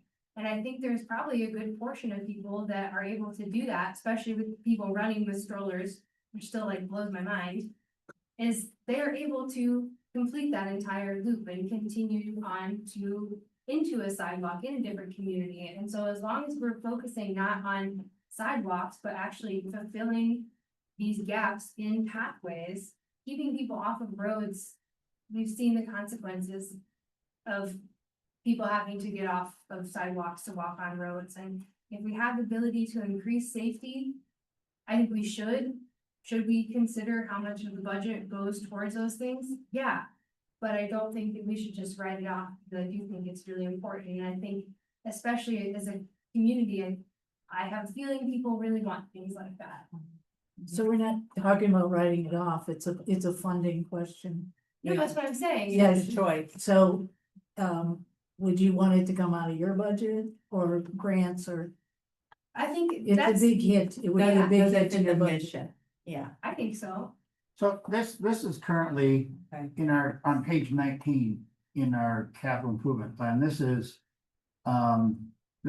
RD 05, the Scio Church Road, Oak Valley Drive Sidewalk Project. And whether it's, this project will connect the existing sidewalk in front of Kennington Woods to ADA compliant crosswalks at the intersection of Scio Church and Oak Valley, westward to Upland Drive, will be completed in 2 phases. Grants and road commission funds will be sought to defray the township's cost. It will provide a non-motorized connection to a public library, public school, nearby neighborhood, Saginaw Forest. There's also the Scio Conservancy. The 2 subdivisions, Ravines and Meadowwoods, have recently made their park public, and it's got a baseball field, and it's got a swing set, it's got a dog park. Those are all public parks, and people from, you know, other developments come and use those. So There are whether- merits, it's just the Yeah, money. no, It's the money. so whether this should get a PP 12 and an RDO 5 is, Well, the RDO 5 had $0. I know, I And we appreciate- ranked it as 0 because we had $0. And again, it's not the merits. I just want to say there are merits to this. There's no funding source. And so I'm just putting that out there, not that you have to answer on the spot right now, but I saw Anna Cohn in the same position you're in with this, and I'm just aware that this board, you know, the millage language says, including a non-motorized network of pathways. Your mission, I calling it a mission statement, that's not, but that last slide, which I really liked and support. I think we need to think about how does the mission encompass pathways? What part of connectivity? Is it the walking paths? Is it, you know, connection to parks? And I know that and David had a ton of experience with the CAP committee, we used to have this big map. I remember the spine and the northwest, then the northeast, then the southwest, and the southeast. And I just saw like $40 million. I mean, I just saw like, this is unrealistic. So we had an unrealistic vision. So I guess my question is, how do we figure out what the priority is for what pathways we are gonna fund from these very, very limited parks funding? And one thing, we keep interchanging sidewalks and pathways, and they're two different things. And I know for a fact with the Washtenaw County, the Connecting Community Grant, and this is from back in 2018 when I was doing, or 19 when I was doing research, that they said that that money cannot be used for sidewalks. So we need to be clear that wherever there's a non-motorized path or whatever you want to call it, that it is pathway and not sidewalk. And over there, whatever, Uplands area, whatever we're calling this, the RDO 5, there's sidewalks over there, and I don't know if a pathway. But we funded it as pathways the first time, and we funded it out of parks, Yeah. and I'm just Well, we need to, anticipating that pressure is gonna hit this limited budget soon. and we need to get clear on sidewalks, pathways, and who's going to pay for the different, you know. And what is a priority, you know? I It's will- not just, you know, I will defer to, one of the documents that's in our packet, the Parks Pathways and Village Policy. Yeah. Speaks to sidewalk Yeah. minimum width, pass minimum width, pathway bridges or boardwalk minimum width. Yeah, and some of these policies need to be certainly they need to be updated. I know Murphy's and David and I have each, you know, sat down once to update. I will say the reason why those definitions are in there was part to protect the parks millage from being used for sidewalks. I'm not talking about this project in particular, John. Mhm. I'm just saying generally, they were trying to put some definitions and standards in. I guess the other, but It would seem to me that when the Parks millage comes up for renewal, which made it Parks millage. And that if we're going to fund sidewalks, not trails, sidewalks in the township. That needs to come, in my opinion, from a different pot of money. Trails and pathways are considered linear parks, but I'm not sure sidewalks are considered linear parks. That's my limited experience. Murphy, you may have a different view on that, but I think to expect the Parks Department to fund sidewalks is mistaken. Agreed. I agree. So what if it's an asphalt path for bicyclists to get to? And I'm just looking at our Parks and Pathways Millage policy statement, the goals, a non-motorized pathways that will connect Scio Township residents and visitors to nature's preserves, parks, neighborhoods, and other community for movements throughout the township for pedestrians and cyclists. So it's like, we're okay with asphalt potentially, but not concrete. And if that's the rules, that's the rules. Well, and it's the width as well. Right, no, I get it, yeah. Well, But I guess where do we prioritize, like, because in terms of that map, which had priorities and a lot of good planning, I'm just wondering, Murphy, where does that pick up? Because I know when we combine PATH and PAB into PPP, I'm wondering, either in the committee or with you as a staff level, what do we need to do in terms of planning for pathways? Still need more. The question was, do we still need Aurora here? And I think the answer is no. Well, there's table. Nothing on the agenda anymore. I would take exception to the use of combined. We limited TAF. Wait, TAF. can we Let's go not with, put- can and- Aurora go home? please? Yes, You're free to go. Thank you. Aurora, thank you. Ciao. I think that is a conversation that could and should be had by the Parks Committee to determine. Coming up with a strategic plan, because Right. pathways, especially as it says in the village. Maybe we need to look at focusing these things on areas near our preserves so that we can encourage people. To have safe routes, non-motorized routes specifically to the preserves, but. I know there's a lot of tension around how much the phase 5 is gonna cost, but. I just think this is still a really important initiative that puts the community's needs first, and I definitely understand the. The limited funding portion of it, it is hard, and I know that our budget is tight because of the Z road pathway. Right. And hopefully in the future, we won't be doing a $5 million project. You know, we've managed with that.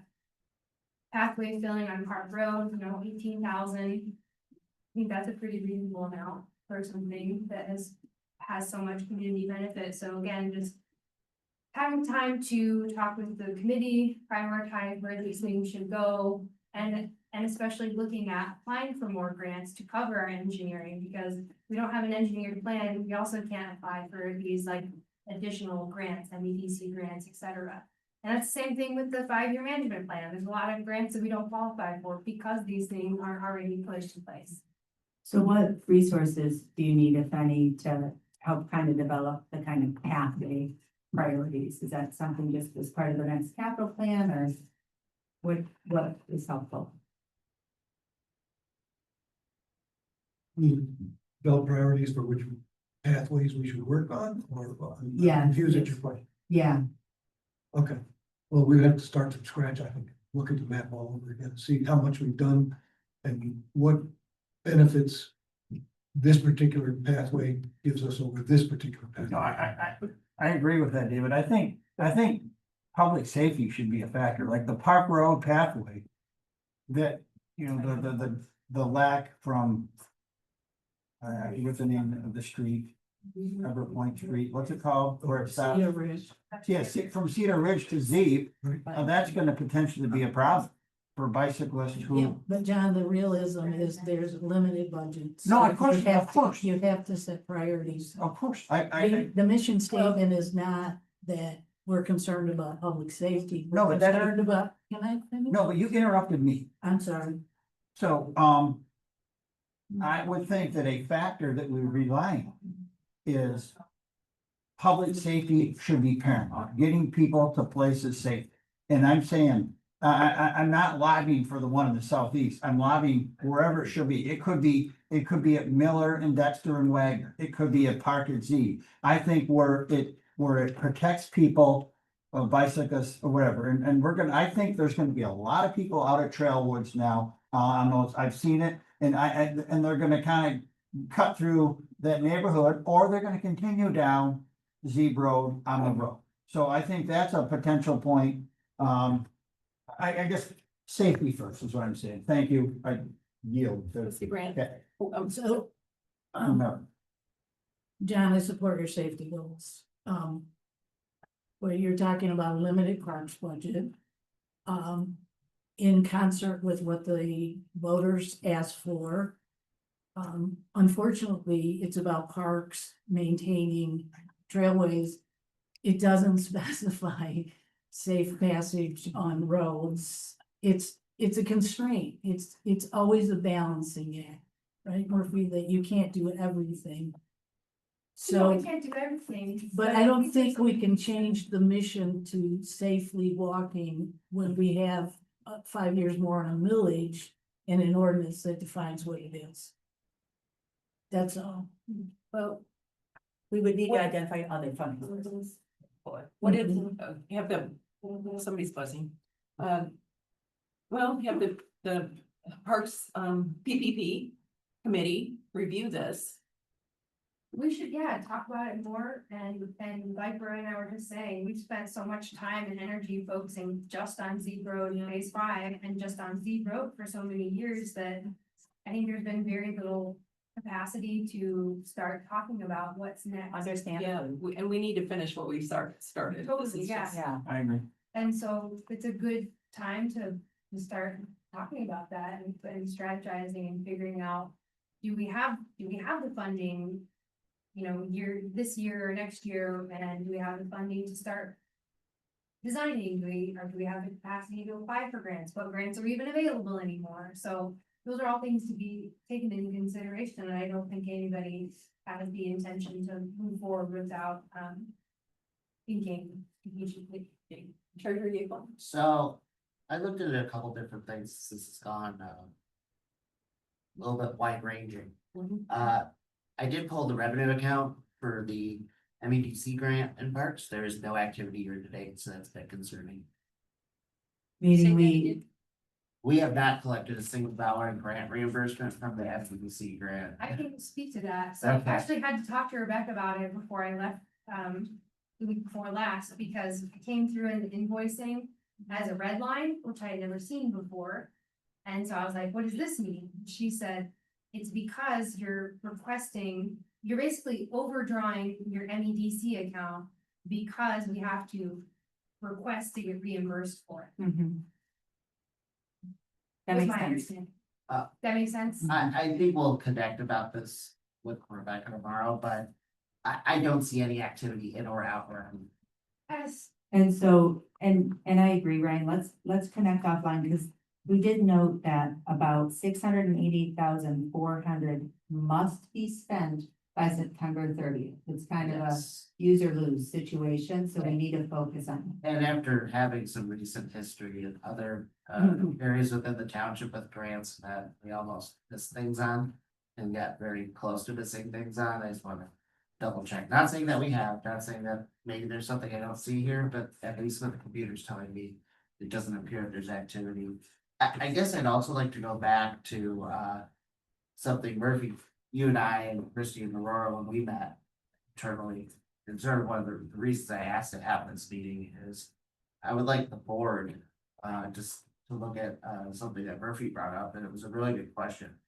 Well, out of these three things, what is the board's priority? What's Murphy's feedback on it too? Is our priority community engagement, volunteer initiatives, or educational programming when it comes to parks? Part of that question feeds back into the job description that was worked on by that same group, and whether we need to make any tweaks to that job description in order to meet those three goals, or whichever the goals, number one. number Are two, those number the three. goals? Well, Are those the goals? Yeah. so you're asking us to choose between the three? I'm asking for ranking, I think would be the better thing, but I'm up to Murphy for feedback. The on reason it. why I brought it up in that meeting is, especially when it comes to volunteer events and community engagement programming, I felt like there's been a lack of support from the board, specifically just in engagement and with attendance or even interest in those projects, and I would really love to see more interest, because there is so much going on and there are a lot of moving parts, and I feel like, especially with the volunteer initiatives, it's hard to get those things off the ground. NAP's a great example, but they've been doing it for 40 years. And I know we're not gonna get there overnight, but I really need to know and see, and so does the community, that the board supports these initiatives and the board wants them. And I guess that begs the question, do we want them? I want them. I think that they're very important, and they're not even just important, critical to the success of an organization like this, especially considering our limited resources. Trustee Brandt? Yeah, so I think we have to be guided by the ordinance and what the voters voted on. It's a 10-year So are those programs implied in the ordinance or not? Otherwise, you're taking the voters that said, this is what I want, based on the language, which is about parks, preserves, trails, maintenance of those items. And not so much about, programming. I think there's, sorry. Oh, well, actually, I was reading through and I pulled up the pros plan. Because that is the master plan for the parks and whatnot. And it does talk about community engagement and the whole reason why we have parks and pathways is for the community. And in order to attract more people. And also to have volunteers that will help out, need to have those types of educational programs, the mixer that was here, there's quite a few people. The amphibian, I don't remember the name of it, but that was fun. That type of thing. So it is actually communicate information regarding Scio's recreation facilities and park recreation and open space master plan to the Scio residents through the township's newsletters, website, active engagement, such as on-site meetings and events and other meets. So this is on page. Well, this is in the action plan of the pros plan.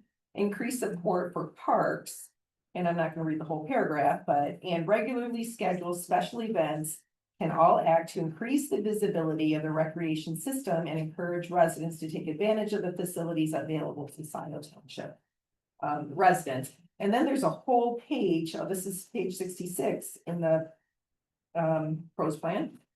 Volunteers and partnerships, and it talks about different organizations and whatnot, but this is service clubs and communities, community groups and whatnot, but it's important that we don't just have these and say, oh, hopefully build it and they'll show up. Well, but anyways, it's in our master plan for these types of activities. Oh, David, I thought you had raised. No, I was just reviewing, our ordinance speaks several times about recreational opportunity. And whether or not you think volunteering to help clear open field is recreational activity, some people think it is. It's more educational opportunities probably, but I think the ordinance does speak to getting people involved with our parks, not just to walk and look, but actually to help maintain and manage the parks. And with a connection to nature, I mean, we're stuck behind computers and whatnot, and we forget who we are and where we come from, which is nature. And it's very important that we get back to engaging and encouraging that, especially after the pandemic. If I might, there's a definition of recreational opportunities in the ordinance, which means activities such as hiking, biking, birding, photography, access to border trail, or the facilities available in the Huron Clinton Metro Parks, which is kind of limited. So it sounds like, if I'm understanding people right, there's kind of recreational opportunities. We want to get people out using the parks preserves. I understand that. And then there's also, I know, a reliance on volunteers to help manage and maintain. So what I'm trying to understand is, can you kind of describe for us, Murphy, like, I don't know, level of effort in some way, if you can, in terms of like what it takes to manage the volunteer programs? Because I know we have a really great team of volunteers who help manage and maintain our preserves. That's my understanding of the main purpose of the volunteer program. Is that correct? We do have volunteers in that. We have the Parks Committee who makes a point to be there at those work days, but relying on one committee for every volunteer opportunity is not sustainable. No. And so ultimately, the vision that I've had since I started is we need to create opportunities to get people into the preserves. And one thing that I've noticed, I'm answering your question with just a bit of an explanation. One thing I realized quickly after I started is that there are a lot of residents in Scio Township that don't even know we have preserves. Correct. So correction number one needs to be creating opportunities for us to be in those places with them, to give them interpretational opportunities, go out with them, say, you know, the history of the site, or just giving them different types of opportunities to interact. Because we can't ask people to donate their time to help preserve an area that they don't really have any investment in.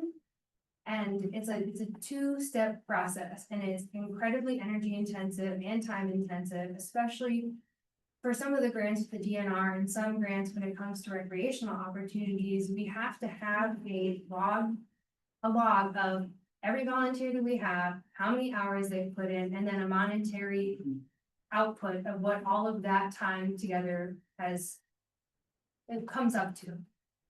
And it's not a small thing, it takes a long time.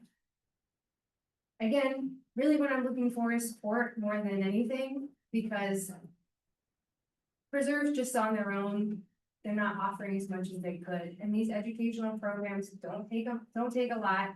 Towards the beginning, I was investing a lot more time, but especially like the BAT program. We have all the supplies created now that we need, so it's gonna take 1 hour to prep for that program this year. And I think one of the issues that we've run into is that we've tried to do too much at once, especially with the new staff. Agreed. And there's definitely a need to walk that back and say, okay, for now, going forward, we're doing one program per quarter. That way we invest a lot of time in developing this exact program so that every year we don't have to invest any more time. And I'm glad to hear that, because I think that makes a lot of sense, because I like the ambition and I like trying to do it all, and it's just, it's so much to ramp up. I would say a small thing, I know I came to the BAP program the first time around, when it comes to the nighttime thing. You know, I do what I can with kids, which is not much. But would say for the board, like, it'd be helpful to most of the board, I don't think is on next door with the postings. So if you would just invite the board to any upcoming events, then more board members would know about them and be able to come. But I heard you say, you know, only, 2 board members came. You did send an email out about that one, but I've noticed most of them, the board has no knowledge that these are happening. So please invite the board. And that will help. I know people will do what they can. Absolutely. Thank you.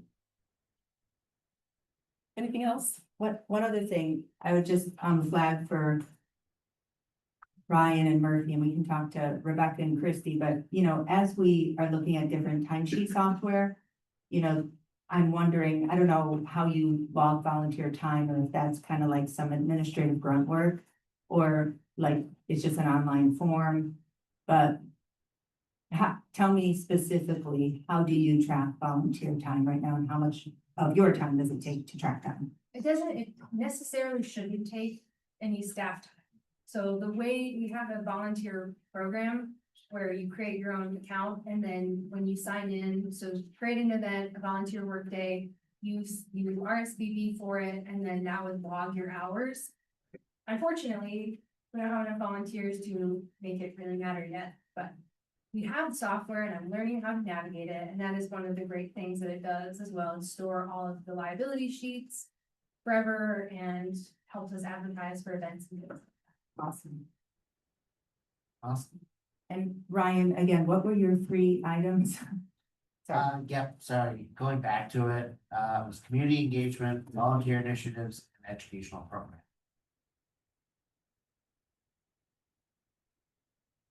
From my understanding of the volunteer initiatives, it's really about, as Murphy said, kind of the interpretational opportunities to get people out in the parks, hopefully engage them in being volunteers, and volunteer initiatives. They just seem to be a way to keep our parks managed and used. I mean, it makes sense to me. I don't know if others. Just as comparison, Legacy Land Conservancy has 9 preserves. And we have either 6 or 7, depending on whether you count Steiger as separate. Legacy has a staff, I don't know, maybe 15 or 20, and a group of volunteers that probably borders on 100. That's for 9 preserves. We have 6. We have a staff of 1 and 4 part-timers and 10 volunteers. I guess let's call it 9. So I'm just saying, we need men up and understand that they're having a preserve. This is something the LPC probably didn't realize 10 or 15 years ago, that having a preserve is more than just buying. And it requires investment, both money, time, and personnel. And we really need to focus on that. And I think I don't want to talk about that. I'm thinking that we need to redo our Parks Village. But.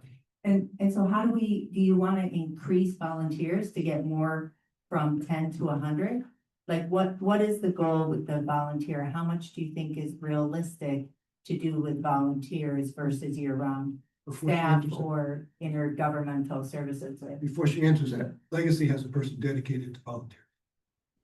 Right, What is Legacy their has budget? way more money than. Oh, I understand, I did, but Just not that's what I'm relevant. trying to say, they got a lot more money, Yeah. and that's what we need to do. In 5, I mean, within the next 5 years, though, we're working with what we're working with, plus Right, I whatever we understand. can get from the DDA or the general fund. Right? But on that, related to that, I guess, for example, say with county parks, we have a dedicated person who deals with volunteers and coordinate. So it becomes, not that we're gonna have here at South Township right now, but if she had a second person, they could help coordinate that. And that's what it takes, someone coordinating it and calling it. It just doesn't happen. You have like look at it and make it happen. And then, like I said, same with the preserves. I think, 20 years ago, Washington County started buying all these preserves, like, okay, yeah, we'll set aside a little bit to do the maintenance on it. We realized, the county has 35 preserves. We have full-time staff, probably half a dozen people. It takes time and money, not just, buy the land. It's great, and we're doing a great job, Washington County, Savage Township. But at the end of the day, you manage that, it takes people to maintain it. And the good thing about volunteers, once you get them on, they can do some of your maintenance for you. So it actually saves you money, and also they buy into this, like, this is, they get out in nature and buy in. At the end of the day, it will, not that we're gonna get there today, but you gotta look at 5 years. I look at, 5 years, the next millage, the next 10 years, how you're gonna grow that, and then finding out, Murphy, as one person, she can't wear all these hats. That's where I think she needs a second person, especially now that Chris is, being pulled a different way, which is fine. It's just like, I think that's where township really needs to figure out, we need someone else, another body that can take on some of these tasks. Besides, people in the field, they're doing great work, but they're not going to take care of the office stuff that she has to manage all these projects and stuff. So that's my 2 cents. Thank you. Okay. Well, go ahead. I want I don't want to interrupt you, do. I appreciate that, but. All right, we'll You're fine. start at the end. And No, John will go first. Thank you. Thank you very much for your time today. I really appreciate all the work you're doing. I have a request in your spare time, please, and thank you.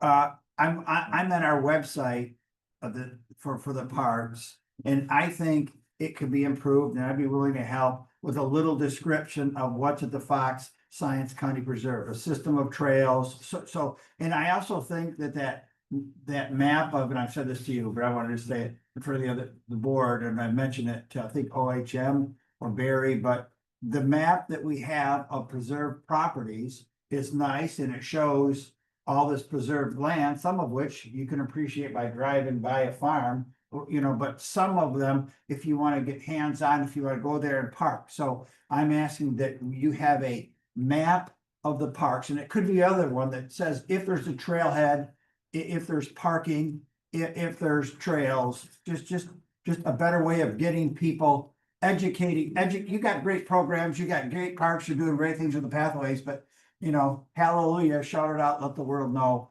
whether that's through our website or whether that's that map. But then, thanks for all the job you're doing on this. I know it's work out there in the sun and the mosquitoes and the poison ivy, but that's the job. Thanks. So, Murphy, the township, support you through your budget. We approved every project that you, or every expenditure that you've asked for. Approved the capital plan, so what specifically do you want from the board for support? What is lacking specifically? I know in general, just because you're all elected officials, you have a lot more visibility and a lot more contact within the community. And I think even just in conversation, mentioning to people, you have this program coming up, have you checked out the Parks website? Just little things like that that can, I think would make a really big difference. So we do that when we go to events, when we're campaigning, we mention, and we get feedback from people. So one feedback I got from somebody at, co-housing is, where's the playgrounds for kids? Which you're addressing. So I think we're trying to support you in every way we can. But if you ask me to volunteer, I get more than 1 acre that I'm maintaining for invasives. So it's tough for me to not focus on anything. I think also like ideas around like where we could recruit volunteers, like maybe we could help with that if we knew like what you're looking for, like what are the requirements? I mean, 1, invite us to events if you'd like us to attend. 2, like specifically, like what are the requirements? Is there like, just so we understand kind of what the commitment is, so that when we can make the pitch. I mean, I can read the website. I think it's also just, and I think everybody's happy to do those things. We just need to know what we need to be saying to people about our parks, let people know, hey, we have parks, and the events for the kids are the things I'm focused on, personally. I did have a question, and I think that I was really glad to hear in your presentation the focus on maintenance and managing and restoration. That is a priority, for me. I love the map of how things used to be and would like to see it, and I understand it takes a lot of work. A question about the tree plan. I know West Scio or Syker, depending on how we call it. So the West Scio Preserve, we worked, I know Jan and you and others, we worked and got a tree policy, a tree plan. Thank you for doing that for the first time. I know Mariah's offered as our attorney is a forester, which I think is something we can all be proud of, to have that internal capacity. But she's offered to help. So kind of, what are the next steps to start the 1 or more of the reforestation plan? So that is great. When it comes to kind of to echo back to the timing aspect of things, there's a lot that becomes difficult when we didn't have a brush hog. So we're definitely moving forward at a faster pace than before. And the whole area, before we can do anything, has to be prepped. And the prep will involve brush hogging it, coming back and knocking back any invasive species that might start to out-compete any of the trees that we're gonna plant. That takes time. And unfortunately, this time of the year, we can't brush hog, especially out there because of ground nesting birds. We know we have nesting field sparrows out there, and even in like some of the shrubbier areas. So it's just a timing thing more than anything. So next steps for that project is the site prep, which will most likely happen beginning of October. Then, which works out okay because fall is the best time to plant these things anyway. And I've looked at a number, so I just went to like the MNFI, they have a really awesome resources there. So looking at what a southern hardwood swamp plant list would be, and then the wet prairie. And we just go through those, cross-reference them with the Michigan flora, and then we can figure out which of those species in that list actually should be found in a place in Washington County. You can look at like historical evidence records. Then, once that's done, I went through and found all the native plant nurseries in Michigan figured out if they did wholesale pricing on things and then figured out which companies had which plants, what sizes they came in, and then kind of around their availability time. Which is where it gets kind of more difficult because they're not gonna set things aside for us when we're not entirely sure when planting is going to start. But we have a list of what we're looking for, where we're gonna find it. And then one of the cool things, especially about these two companies I'm looking at, is they try to focus on genotypic similarities for our region. So that's where we stand right now. Cool. So maybe, next year-ish. I still wanna get as much done this year as possible. Yeah. I do think. And I have my presentation to the board again in August, where I'll have a better understanding, but I think we are gonna have to make an amendment to the amount that we set aside for that project. I think we're probably looking at about $20,000 more. Because when the budget was made, I wasn't looking at the genotypic similar types of plants. Sure. And I think it's the right way to do it, and therefore we are gonna have to pay more to do it that way. And I mean, Murphy, we could easily, I'd be happy to make the change if it made sense. But, you know, we're doing budget amendments. The 22nd, we could just up that from 35,000 to 55,000. Okay. Yeah. That sounds good. Okay. Yeah. There's no harm.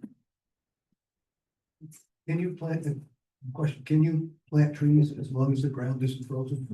So you could theoretically be planting trees in December? Yeah. Okay, or, yeah, okay. It's July 22nd. It's the budget amendments. Oh, okay. Okay. Yeah. Sorry, I'll come back. Is it still about trees? Different topic. Okay, well, I wanted to, so we kind of touched on it, but at the last board meeting, it was tabled for the assistant parks director roles. Can we still talk about trees for a second? Oh, sure, trees, let's continue that. I'm asked for, the parks, volunteers committee. It would be my goal that the tree fund is as low as Yeah. it can be. Is what? Is low. Spend it. Spend it on. No, I'm not Spend it on talking, trees. I'm not talking about spending, I'm talking about not putting more money into the fund, because this is developers cutting down trees, paying us a pittance for what that impact, ecological impact is. So, but I'm on the planning commission, I see some of those members that have a goal for housing as opposed to tree preservation. I voted against a project last night, that allowed the developer to cut down trees and then claim that they had open space. You cut the trees down to say you had open space. So gross. Yeah, Really? so if you could, influence the plan commission members, I would appreciate it, because I see they have a focus on housing, not holistically for the township. Well, the open space requirements are in our zoning. Right, but there was no requirement, but they were trying to. They rezoned to MR3, which is high density. But, so then they're taking out 400 trees. I was listening last night. Yeah. I was shocked when they said that they were asked, are you cutting down these trees in order to Mhm. get more benefit for the open space? And they said, yes. Oh, They yeah. said that. That doesn't count, like trees on it, Well, so the open space does count for something in their Mhm. calculations of how much extra density they can have. There is a provision there. Right. Trees are not considered open space. And so they get rid of the trees and you got open space. Yes. I thought it's just where you don't build. That just sounds like poor interpretation Yeah. on our own part. Do we need to tweak our zoning We may, if that's the case? because I Or was could we shocked. I interpret was it listening to it differently? last night, and that's what I Henry? Admittedly, it's getting a bit of far afield. Yeah. Can we Sorry. come back to No, that? sorry. This is important, no question, but can we finish? Yeah. I did want to Being say, goal today? Are we Okay, finished wait. with tree? I wanted to say one more, I said this much. Okay. No, there's not more. The ticks this year have been a huge deterrent for me in terms of the ticks, in terms of walking, you know, and we walked that one time around the park here with my dog, but I don't know, I'm not, I mean, even with tick repellents and all of that, they've been a horrible problem. Yeah. Yes, I agree. And what we've been doing, because we have one resident that emails, who actually was on my volunteer teams, a different organization. But she emails to let me know because she's very, conscientious / nervous about all types of, you know, any type of tick or chigger or anything like that. Makes her very nervous. And so if there's like overgrowth in the trails where she's might be brushing up against vegetation, just let me know. So that we go out there and trim the trails a little bit further back. But the only thing that we can't really do is people are always going to want to do grass. And in that case, it's tuck your pants into your socks mostly is the solution, but we do take it seriously as much as we can while also keeping in mind that it's just part of, unfortunately, part of the experience sometimes. We could just stock the parks with possums. Yeah, I mean, Have do the same thing. possums. Bring your pet What's possum. that? Where's my dog? Yeah. So it sounds like we've come up with some good ideas, you know, pathway plan, you know, prioritization, you know, inviting the board to events. Ryan and I are gonna touch base with you in-house with Christy about kind of the expenditure of MEDC. And we are gonna be probably moving into our capital planning process, you know, yet this year. I would ask too, something that has come up again and again is parks rules. The board has never adopted parks rules. The board should adopt some rules for our parks. I know we have some rules for our parks. I know we enforce some rules for our parks, and that's fantastic.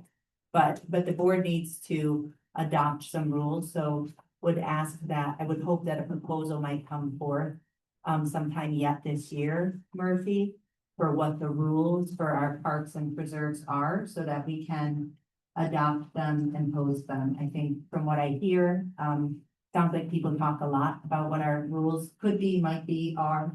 We enforce some of them. I know our ordinance officer would appreciate the board adopting what the rules are so we can enforce them. Certainly, we have the dog off-leash dog ordinance already. But if we could, for example, also adopt it as a park rule, it would be easier to enforce. Well, it's a state law as well. Oh, It is. part of Yeah. it has been a little bit 1919. Yeah, it's both. It's, because in an ordinance or a policy, I can't remember, keeping you straight. There are rules for the metro parks, Correct. and there was discussion with Keith about whether or not we needed to just remove those, because they might not even be relevant. Did you they talk have? to Jim Fink about it? I did. So Jim has had a draft parks ordinance Metro Park rules. It was the other thing we were gonna talk about. So he has some proposed tweaks Okay. to that, but in short, I don't want to quote our attorney, but I will say no. There's no revision to the Metro Park rules. The Metro Park rules are the Metro Park rules. Our rules can be our rules. There is a tweak Jim will recommend the board consider to our Metro Park rules, but they are separate. And so we can have our own rules. But again, the board needs some direction from you, Murphy, about what your recommendation would be, you know, for what those rules are. But let me be clear, let me test for understanding. Metro Park certainly has their rules.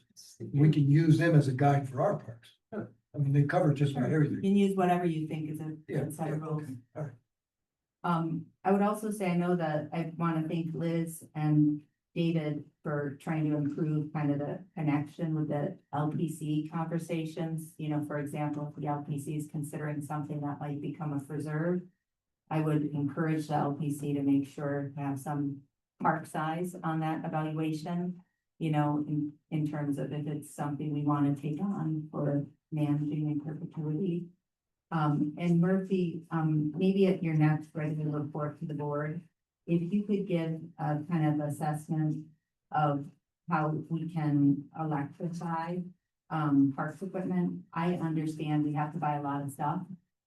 Chainsaws, I was not at the meetings with the, second gas pickup truck. I would have, recommended an electric truck. I will say I'm very inspired by Chief Hood.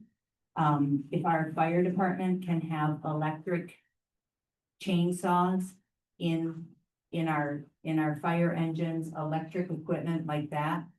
And we may need gas, but wherever we can electrify, I kind of want to make sure we're going there if at all possible. Sometimes it's cost prohibitive, sometimes it doesn't meet our needs, but we all said we passed the resolution, and it's rather hollow if we don't actually start trying to Ann Arbor operationalize is it. a really good representation too of, particularly when it comes to parks, of why it's sometimes doesn't really align with what the expectations that is set for residents, especially because, if you set an electric leaf blower ordinance for a resident, but also you have to leaf blow your entire burn break the morning that it's happening, electric versus gas doesn't work, and that's why the director of that Parks Department had to go in front of the city council to request special exemption for things like that.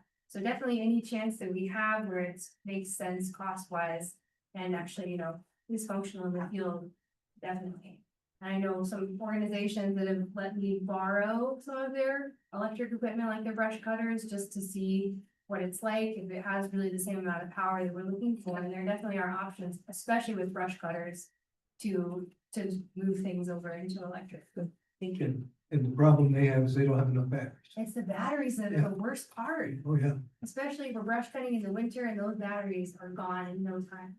It's just hard it's hard to balance. It's like, of course we want to go electric, but the batteries, you have to buy so many. It's just hard. Anyway. Okay, so. Again, I brought this up. Does this go back onto an agenda for? A board meeting? I mean, I would recommend it would go on to the July 22nd agenda, the staffing, since people, I don't know, I have a better understanding. What is it? Oh, the Job. the assistant parks director role? Thank you. I have Christie? a question, sorry, Sure. not a question, sorry, I shouldn't have said that. I have a tweaking to that I would like to offer forward. The rapidity with which we had to move forward with this was really driven by the fact that once the seasonal staff were gone and I no longer have Chris Chang in my department, there is a big gap in help, especially when it comes to field work. When I'm alone, I'm not really supposed to be out there doing field work by myself. And without Chris Chang having an option to be out there with me, which is what he did when I first started, it just puts me in a not great position, which is why I wanted to move so quickly, so that by the time Chris Chang is out of the department, we had a solution in place. Thinking long-term now, I do think we absolutely need this position. But one thing I'd like to do is actually put it on hold until our 5-year management plans are completed. Because the way I'd like to, the purpose too of this position is that person would be out in the field more and would be doing less of the administrative tasks. They'd be doing a lot of volunteer orientation and programming, but also would be out in the field a lot more. And I don't know if it's at all possible, but in the meantime, I feel strongly about Chris staying 50% with the Parks Department. His job description from the beginning, that's part of why he was hired, was 50% parks. I was not asked about whether or not this plan worked for me, and it's given more time to consider the consequences of that absence. I wouldn't have moved so quickly with the assistant parks position. What I would really like to see happen is that Chris Chang stay 50% with parks until these 5-year management plans are completed. And then we can move forward with hiring someone, because I don't wanna hire someone if we don't have a strategic plan in place for them to operate off of. So that's what I would like to see. I didn't ask for Chris Chang to be taken out of my department, so. Again, this was a reactionary request to fill an absolute need. But again, the void can't be left empty. Can I ask 2 quick questions, Joanne? Sure. All right, I'm trying to understand here, and I had these questions before too. So in terms of all the field work that needs to happen, why, and we had 2 gnats this year, we approved 4 per year requests this year. Why? I mean, and I would comment that at least the job description I saw, I don't know that assistant parks director is quite the right title in a department of 2, but whatever, kind of. I understand it would be somebody who would supervise field people, do office work, but the kind of a more basic question. Why are the gnats just seasonal? Why at budget time was it not? I'm not suggesting it should have been. I'm really trying to understand why seasonal? Why not year round? At least one of them. So. I wanted to, there's a couple of things, it's a lot of things. The history of the department, we had 4 staff, 2 part-time interns that were unpaid. There was Bria and her cohort. And then the 2 like seasonal staff that worked full-time. And I really wanted to ramp up what we were accomplishing, especially when it came to natural areas management. We all know not gonna be able to get a lot done until those habitats, the invasive species are knocked back. And it's strategic, it's not gonna all happen in 1 year, but they're out there working their butts off to make sure that by next year, we start in a completely different space than we started this year. Which is why we needed so many more people, but also at the same time, I like the idea of having like a hybrid position that did still do those wildlife initiatives, again, to create that baseline. So we're gauging the success of our restoration.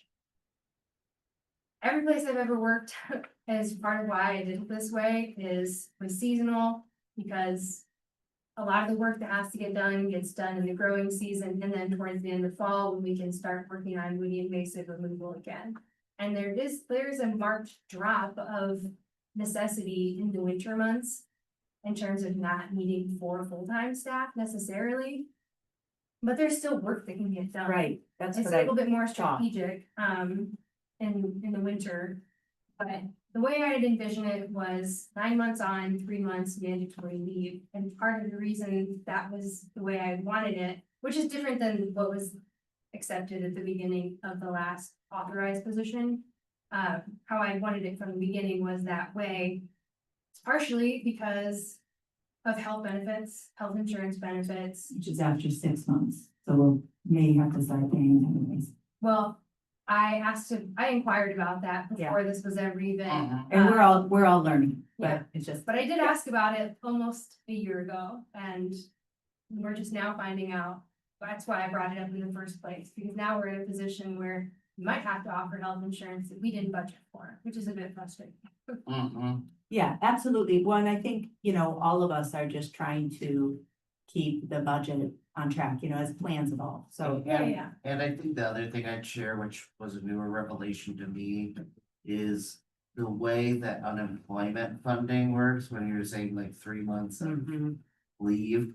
So townships, apparently, from my new understanding, have to pay dollar for dollar reimbursement to the unemployment agency if employees were to claim unemployment. The way that's different is if you're a private employer in the state, depending upon a formula and how many dollars payroll and how many dollars are claimed, you pay a rate up to a limit. It's more like a traditional risk-based insurance. Rural government is completely different and also much more. Therefore, that also has a cost that we potentially have to review. I think it's a little bit different when you let that staff person know that their term is, let's say, March through November. And there's no guarantee that they are going to be offer to come back the next year. And so that's what I've been talking with Aurora about, is Okay. not having to make them go through the application and interview process, but at the end saying, if by May 1st of next year, you don't have a different job, you are invited to return to this position. That's how it's done in More like Ann a Arbor. seasonal, Yeah, and I think with that too, I mean, something else that's new is, this board approved, overtime too, which was kind of extraordinary, but at your recommendation, in order to, instead of scheduling people, to kind of have the incentive to have those Saturdays covered. yeah. So I'll just say for the board, like, this is a different type of position than we've ever had before. So a question about the 5-year management plans, you mentioned somebody named Orbis contractor, Orbit's environmental. Orbis Environmental.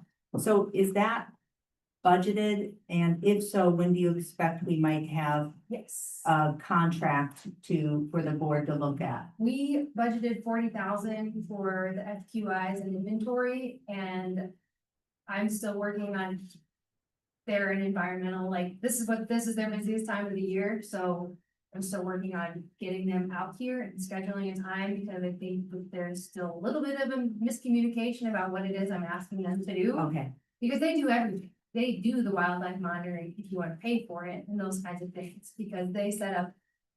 It's a long story, I'm being verbose, but, okay, what I want them for is the quality indexing, and then I want them to help us create the management plan by incorporating the wildlife monitoring that we've already done. And just kind of seeing what their recommendation is to create like a cohesive document that lays out the quality, the priority, and separates out different management units within a property. that makes sense. So that placeholder at the time, and it's fine that information is evolving. I'm seeing it in consultant fees, Yes, roughly, we got 35,000. Floristic quality indexing, Liberty Pond Nature Area Study, parentheses, Township Hall Park. That footnote may not be totally, but you're thinking 35,000-ish? It sounds like a bigger initiative to have management plans for all of them. Am I misunderstanding the level of work involved? I never intended to have every single one of them done this year. Oh, okay, I don't think, it's not even think, it's just not possible to have them come out and index every reserve in 1 year. It'd be more, probably 2, maybe 3 per year. So can I back up? That makes sense. To what you're asking was for the project manager to stay 50% parts until all of the plans are complete? Am I understanding that correct? I think that would be the best case scenario, at least until we have a strategic plan in place, that someone that can be a guiding document for someone whose entire job is focused on the restoration of natural areas aspect. and I would just note, and this might be something the board can take up another time, but again, the project manager job description was created before we had a parks director. Certainly, no matter where the project manager is assigned, parks or not parks, the job description of the project manager is not field work.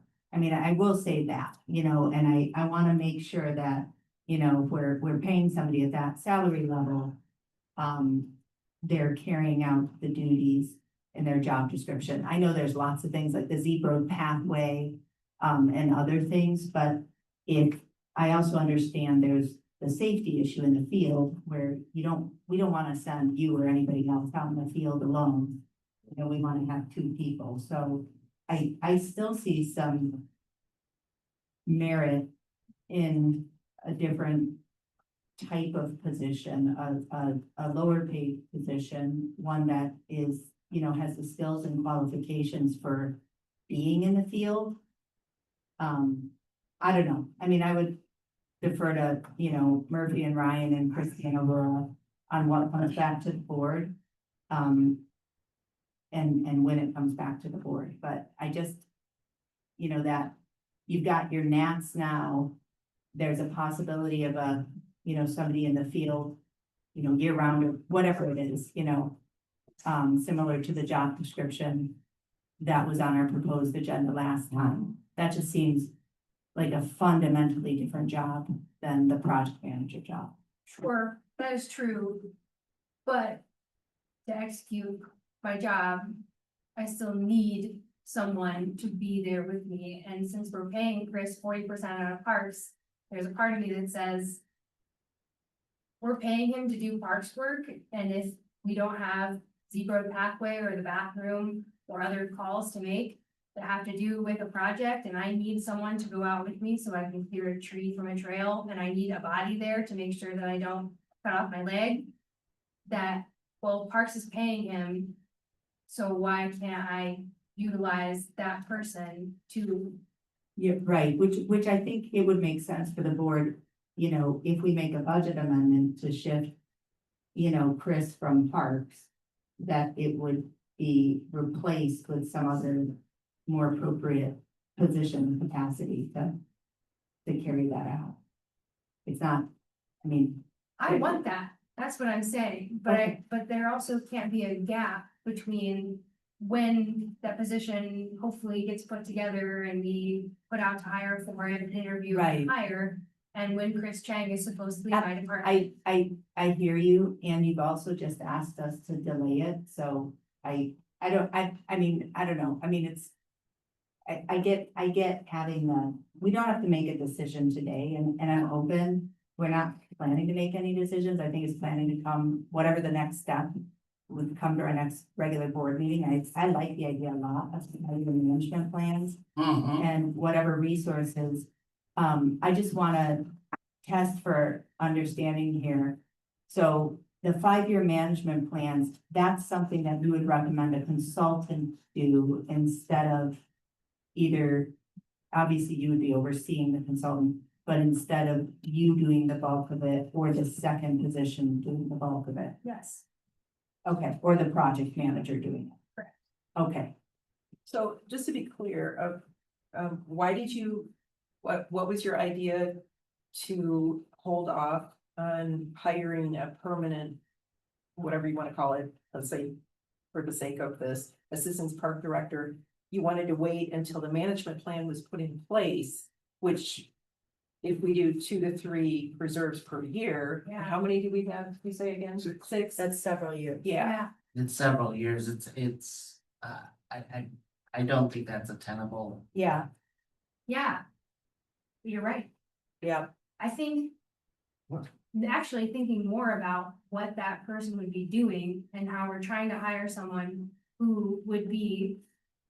Well versed in the area of natural areas, Right. natural areas, they could very easily take over that process of creating the natural areas. that's why I management plan asked. With a consultant. I mean, Totally, if yeah. we're hiring, and it was already said once, like, we're looking at potentially lowering. Creating a lower salary range for that person, but this is a specialized field. And often this specialized field goes very underpaid, which is part of the problem, but I very much disagree that it should be. Salary should be, lower. For any particular reason, again, it's a specialized field, people have to come in with these skills, they have to come in understanding the biology. And at times chemistry, and how all of these things work together, so I really disagree. That it Okay. should be You wanna take some time and talk with Christy and kind of figure out what the next recommended step is to the board on the 22nd? I mean, we have another day or Well, the so. last thing I wanna do is bring another agenda item to the board that has 2 people recommending that it do not get approved. And that's something I'm not willing to. Okay, I'll just say, I appreciate Ryan calling for this meeting. Because it's helpful, so we can understand what the work is, because that is something the board needed better understanding of. Absolutely. Second, I'm going from memory here, from what was presented and pulled from the proposed agenda. I don't think assistant parks director is the right title. I don't know what the right title is. And in terms of salary, I don't remember what it was, but I would like, the team, I know the personnel committee is looking at all the Romberg stuff right now. And would ask that they, place this new position in a schedule. So that the board can kind of see where it lines up in terms of a grade and stats. Great stuff. Okay. I don't wanna consider salaries one-off when we're like a week or two away of having a tool to kind of deal with some of the internal equity issues. Do you have anything down here? Other than a motion to adjourn after public Well, no. comment. We've got it after public comment. Yeah. Okay, well, Murphy, thank you so much. This is really Thank great. you. Yeah, thank you, Murphy. Excellent. Excuse me, excellent presentation. So let's open up to public comments. This is the time for the members of the public to speak to the Board of Trustees for up to 5 minutes, and well, this is on any matter. So anybody that's here.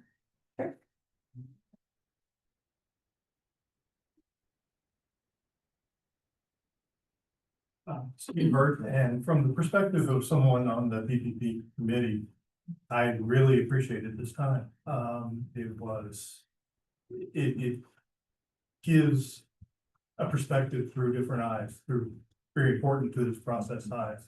And just thank you. And one other thing is that with regard to the recreational opportunities, which was on the ballot, it was the people, the 73% of people that voted for this proposal. I believe that the volunteer opportunities and the educational opportunities fall into that recreation. Thank you. Thank you, Steve. Thank you. Well, I guess we can go. All right, Paula Gloverson, go ahead, please. Yeah, you might hear some birds, Jillian, unless you're on my social media. I'm outside. Anyway, thank you, Murphy, for that presentation. And it's kind of like childcare. People don't get paid what they should be. And I